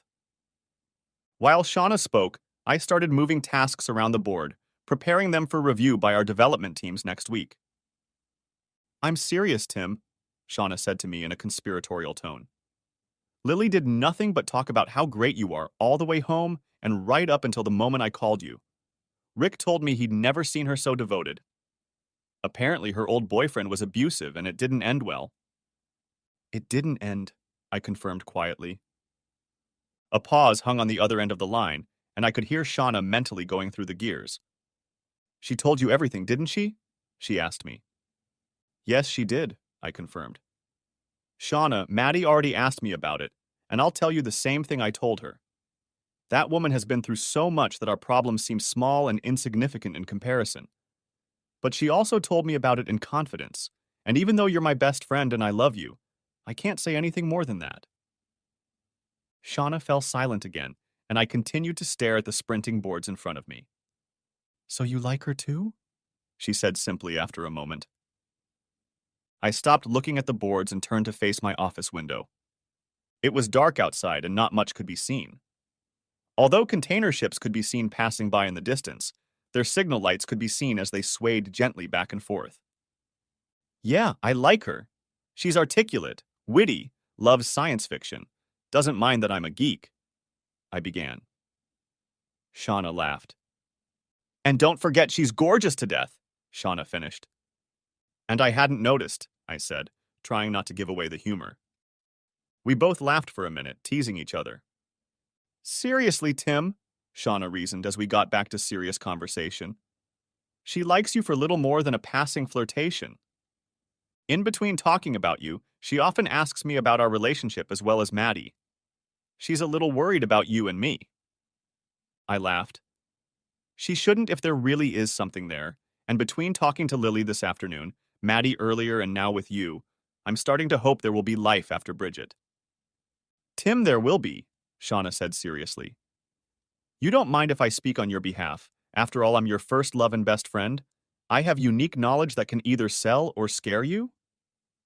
I felt Shauna arched an eyebrow. I thought for a moment, Lily was everything we had talked about before and more. In front of me was a beautiful woman who was worried that everyone in the world was out to get her. Loyalty had never been an issue, but love. Of course, Shauna, I replied. I'm not sure this is going anywhere, but come on. I didn't hear from Lily or Shauna for 3 days after that.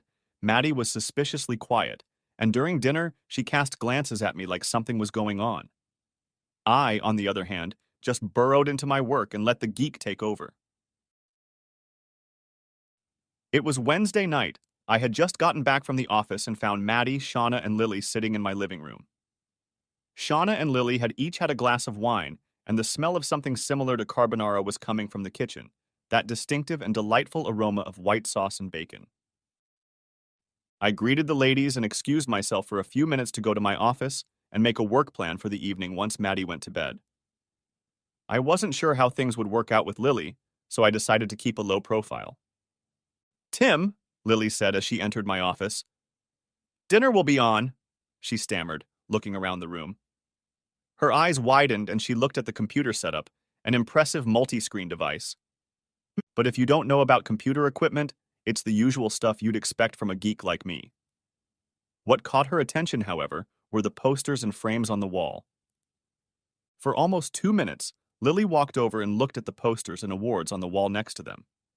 It was impressive that I had a picture for each of the successful games, and next to it was a frame for each of the awards she had won.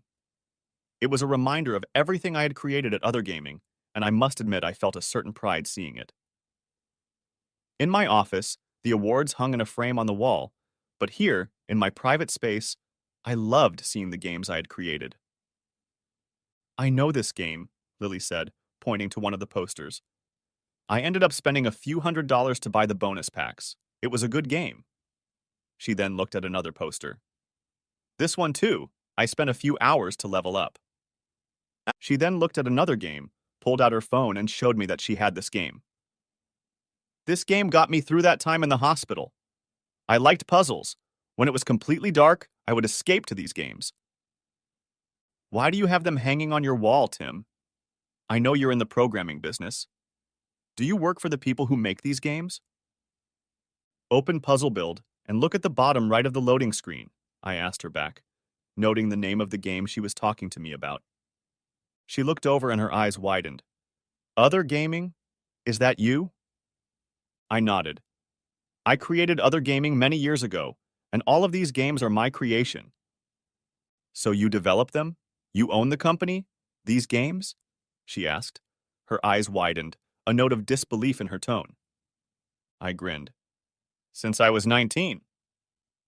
So when you told me Bridget was a gold digger, she asked. I laughed again. Yeah, I'm worth a little more than most, but honestly, most of that fortune is business related. Okay, she said, her face getting a little drained. I just came to tell you that dinner is ready. Dinner was great. Maddie and Shauna let Lily in, and she took advantage of my kitchen and made an amazing fettuccine carbonara, grilled garlic bread, and topped it all off with vanilla bean ice cream. By the time we got to the end of the meal, everyone was stuffed to the brim. Shauna kept her eyes on Lily, but Lily was surprisingly subdued despite the trite praise that Shauna, Maddie, and I gave. Afterward, Shauna went with Maddie to help her get ready for bed, while simultaneously hinting for me to talk to Lily. I poured us both a small glass of a lovely local desert wine. It was sweet, and its flavor softened on the tongue, like the perfect accompaniment after ice cream. Lily and I went and sat down in the living room. "You're all right, Lily. It was an amazing dinner, but if I may say, you didn't enjoy it very much." "Did we do something to offend you?" I asked. "No," Lily replied immediately. "No, it was, I mean—" She sighed and sank down on the couch, deflating a little. "Tim," Lily said quietly, a note of resignation in her voice. "Do you ever find yourself in a situation where you think you can finally rise? Above all this shit, that you can finally find something worth holding on to? But then in one moment of clarity, you realize that it's never going to happen, that the chasm is too wide to bridge?" I studied Lily for a while, not quite sure what she was talking about, but I figured it had something to do with our serious conversations about her past. I sipped my wine. I guess in some ways my breakup with Bridget was like that. I really loved her, and when I found out the truth, it broke something inside me, something that still feels empty. But I can't figure out how to fix it, but I know I have to do it. It's my ravine I'm trying to cross. "Does that count?" I asked. Lily nodded. "I guess in a way it does," and looked at me. "Tim, you're my ravine." I laughed, not the best reaction judging by her counterlook. "I'm sorry, I don't understand. How can I be a gulf for you? A gap?" "Tim, I think we both know there's something between us. I mean that kiss."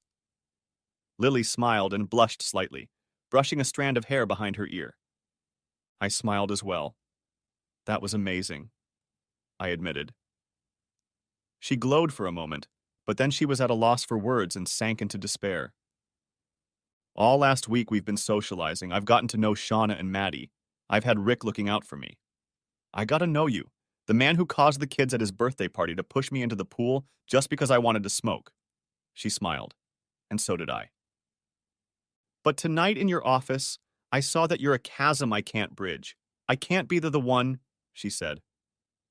"Be what?" I asked in confusion. "Tim, I'm a nobody. I work as an administrator for the local council. I'm from nowhere, and I can't compare to the social circles you walk in." Lily looked at me. There were tears in her eyes, it looked like.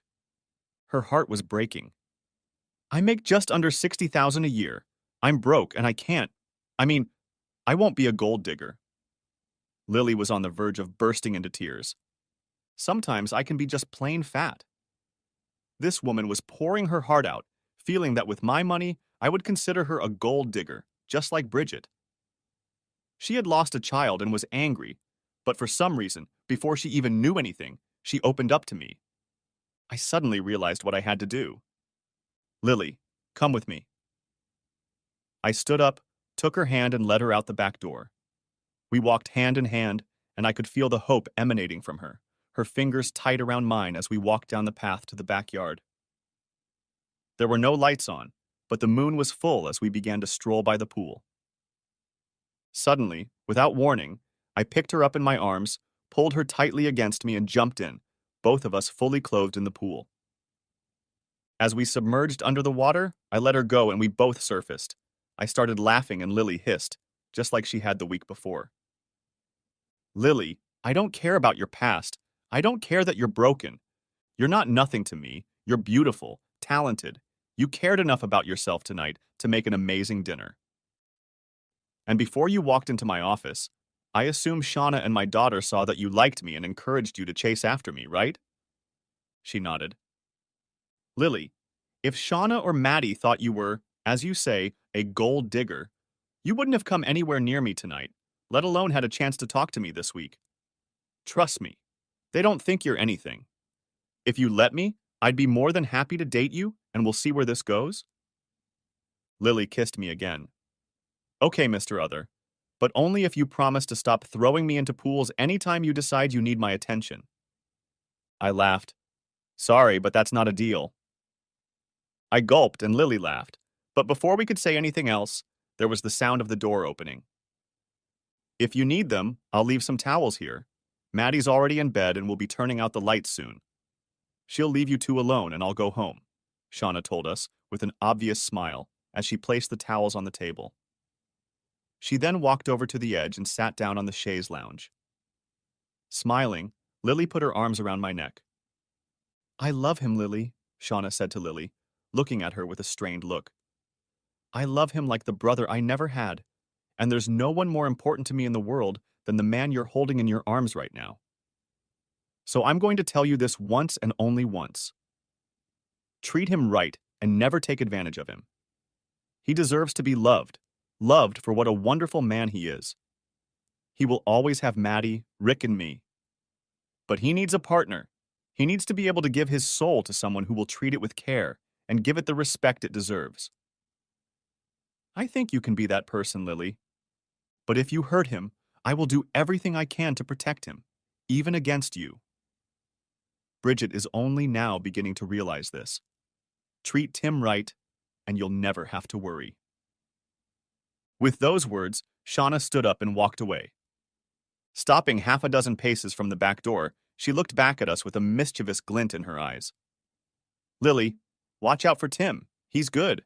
Even better than Rick, she smiled, and I blushed. Good night. We're going out for dinner tomorrow night. I'll see you then. Lily looked at me, pulling me close as Shauna headed inside. What did she mean by that? Shauna is very defensive when it comes to those she cares about, I told Lily, as we continued to float in the pool hugging each other. She never really loved Bridget, but she put up with her for me. If she did something, I'm sure we'll find out about it. I looked at Lily in the moonlight. But you just got her blessing to pursue me, trust me. I've seen plenty of women try that in the last year and they never even get a date. Maddie and Shauna seem to be able to figure it out. With those words, I pulled Lily out of the pool and we wrapped ourselves in towels and stopped to pick up our soaked clothes. We threw them in the laundry room and I led Lily by the hand to my room. As we passed Maddie's room and closed her door, I heard, "Good night, Daddy. Good night, Lily," in a cheerful tone. I laughed and said good night to her. Lily mumbled the same, clearly embarrassed.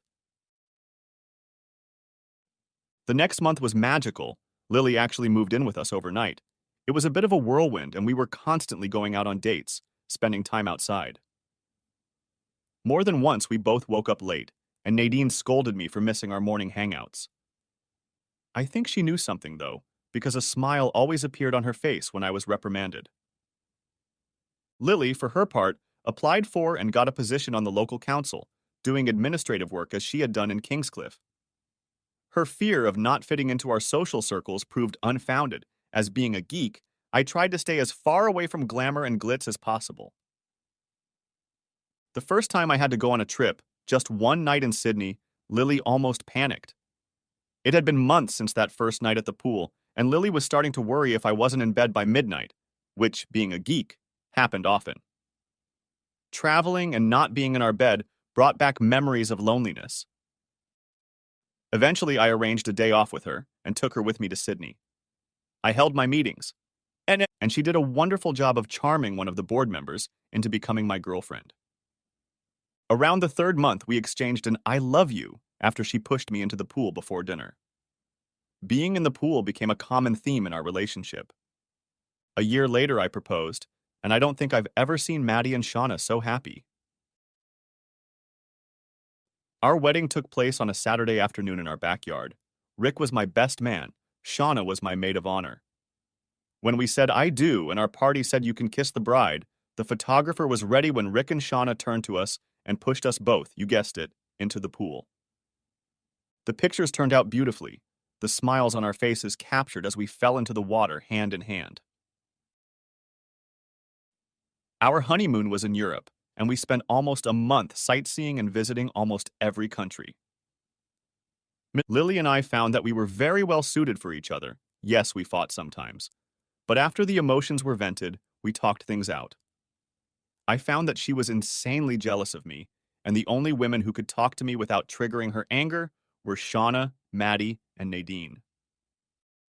Any other would find themselves facing the fiery red-haired woman in a matter of seconds. If I had worried after 2 previous marriages that fidelity would ever become an issue, 2 events that occurred on our first wedding anniversary put that issue to rest. The first occurred on one of the rare evenings when Shauna and Lily had a bachelorette party. They went with several women, some married and some single, to a local club. All the women danced together, and although the single women often accepted dance invitations from single guys, neither Shauna nor Lily would dance with any men. Shauna informed me of this 2 nights after it all happened. "Seriously, Tim, you can't blame Lily. It's not her fault," she told me. Lily was on the phone with our lawyer. I went to the restroom for a few minutes, and immediately, security told me these 2 guys started hitting on her. When they didn't take no for an answer, one of them tried to escort her out of the bar in front of the 2 ladies still sitting with her at the table. The second guy grabbed Lily. She elbowed him in the stomach, and when he fell, used her purse to hit him in the head, screaming over and over again that she was a married woman and her body belonged only to her husband. They can both get the hell out and burn in hell.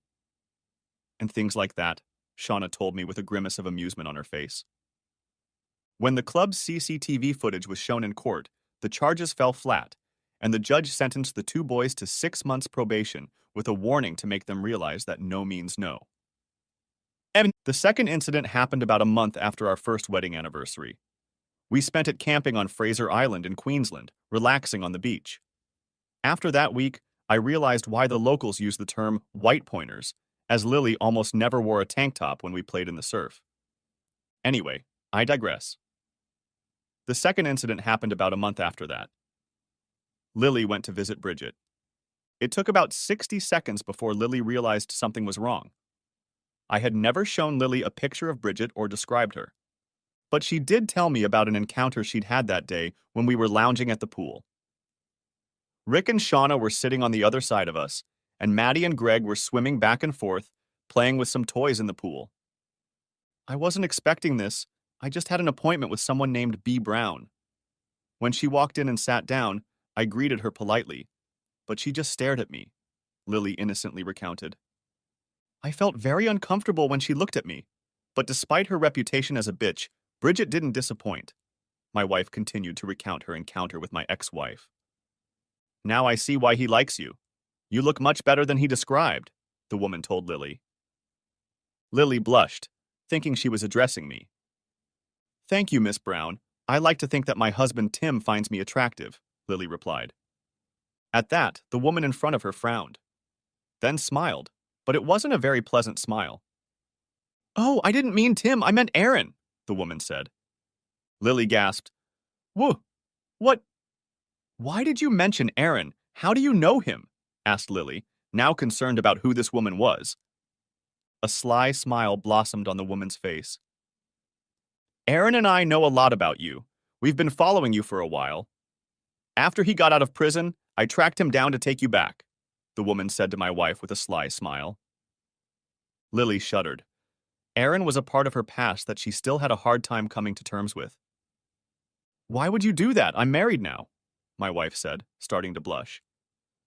Oh, I know. Little Miss Pretty red-headed bitch, but you're in my shoes, the woman growled, losing any hint of politeness. In your place, said Lily, still a little shocked. The woman stood up. Yes, my place. I was Mrs. Other before you and I want my husband back. Lily switched from panic to anger. The realization of this fact focused her. Suddenly, Lily wasn't worried about Aaron, but about the woman who had caused her husband so much grief. Bridget, she said simply. Bridget nodded. I'm a bitch. Tim is my husband, sure. I screwed up the first time, but I'll get him back. He loved that body. My tits are much bigger than yours, and I don't have the headaches of losing a baby like you do. For a moment, Lily thought she was about to jump over the table and strangle Bridget. Apparently, Aaron had told her something, but my wife held back, but only just. Without saying anything, she got up from the table, grabbed her bag, and started to leave. However, Bridget had other plans. As Lily was walking out the door, Bridget grabbed Lily by the hair. Bitch! I'm not done with you yet! Bridget started yelling in front of everyone in the cafe, dragging Lily back to her table. You're going to dump Tim and go back to Aaron, and I'm going to get back together with Tim and have his babies, and then Tim and all his money will always be mine.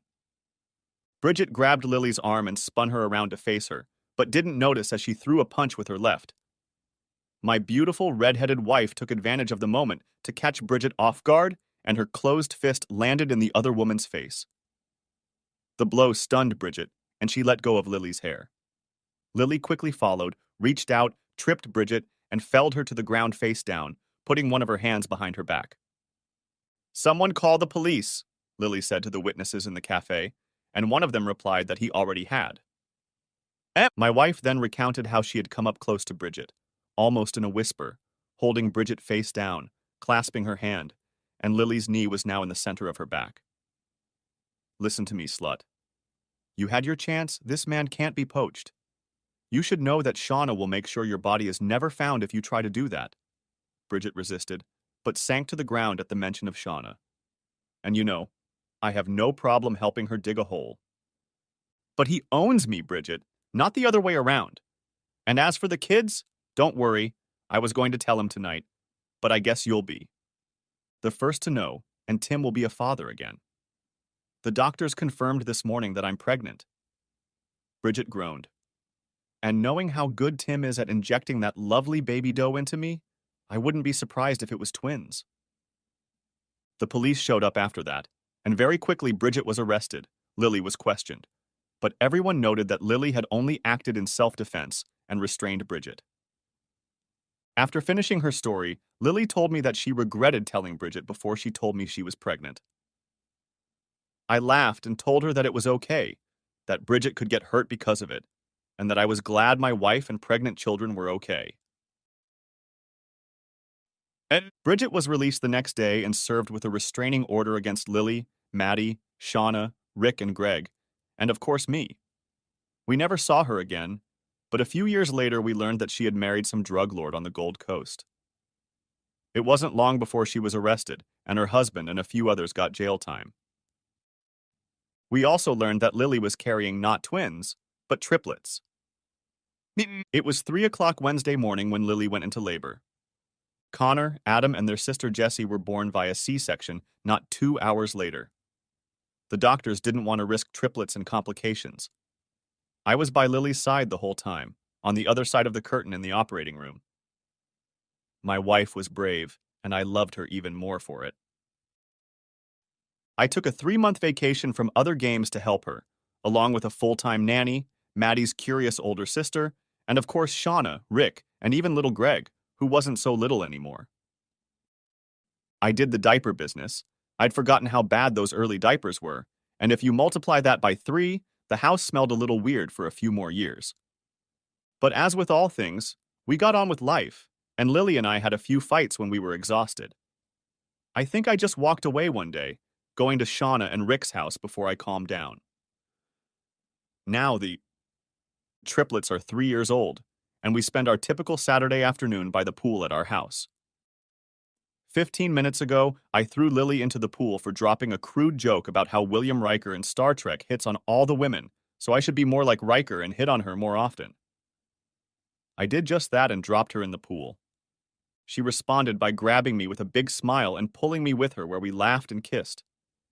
The kids thought it was great, and within minutes the whole family was in the pool. A few minutes later, Lily and I climbed out and sat down with Shauna and Rick.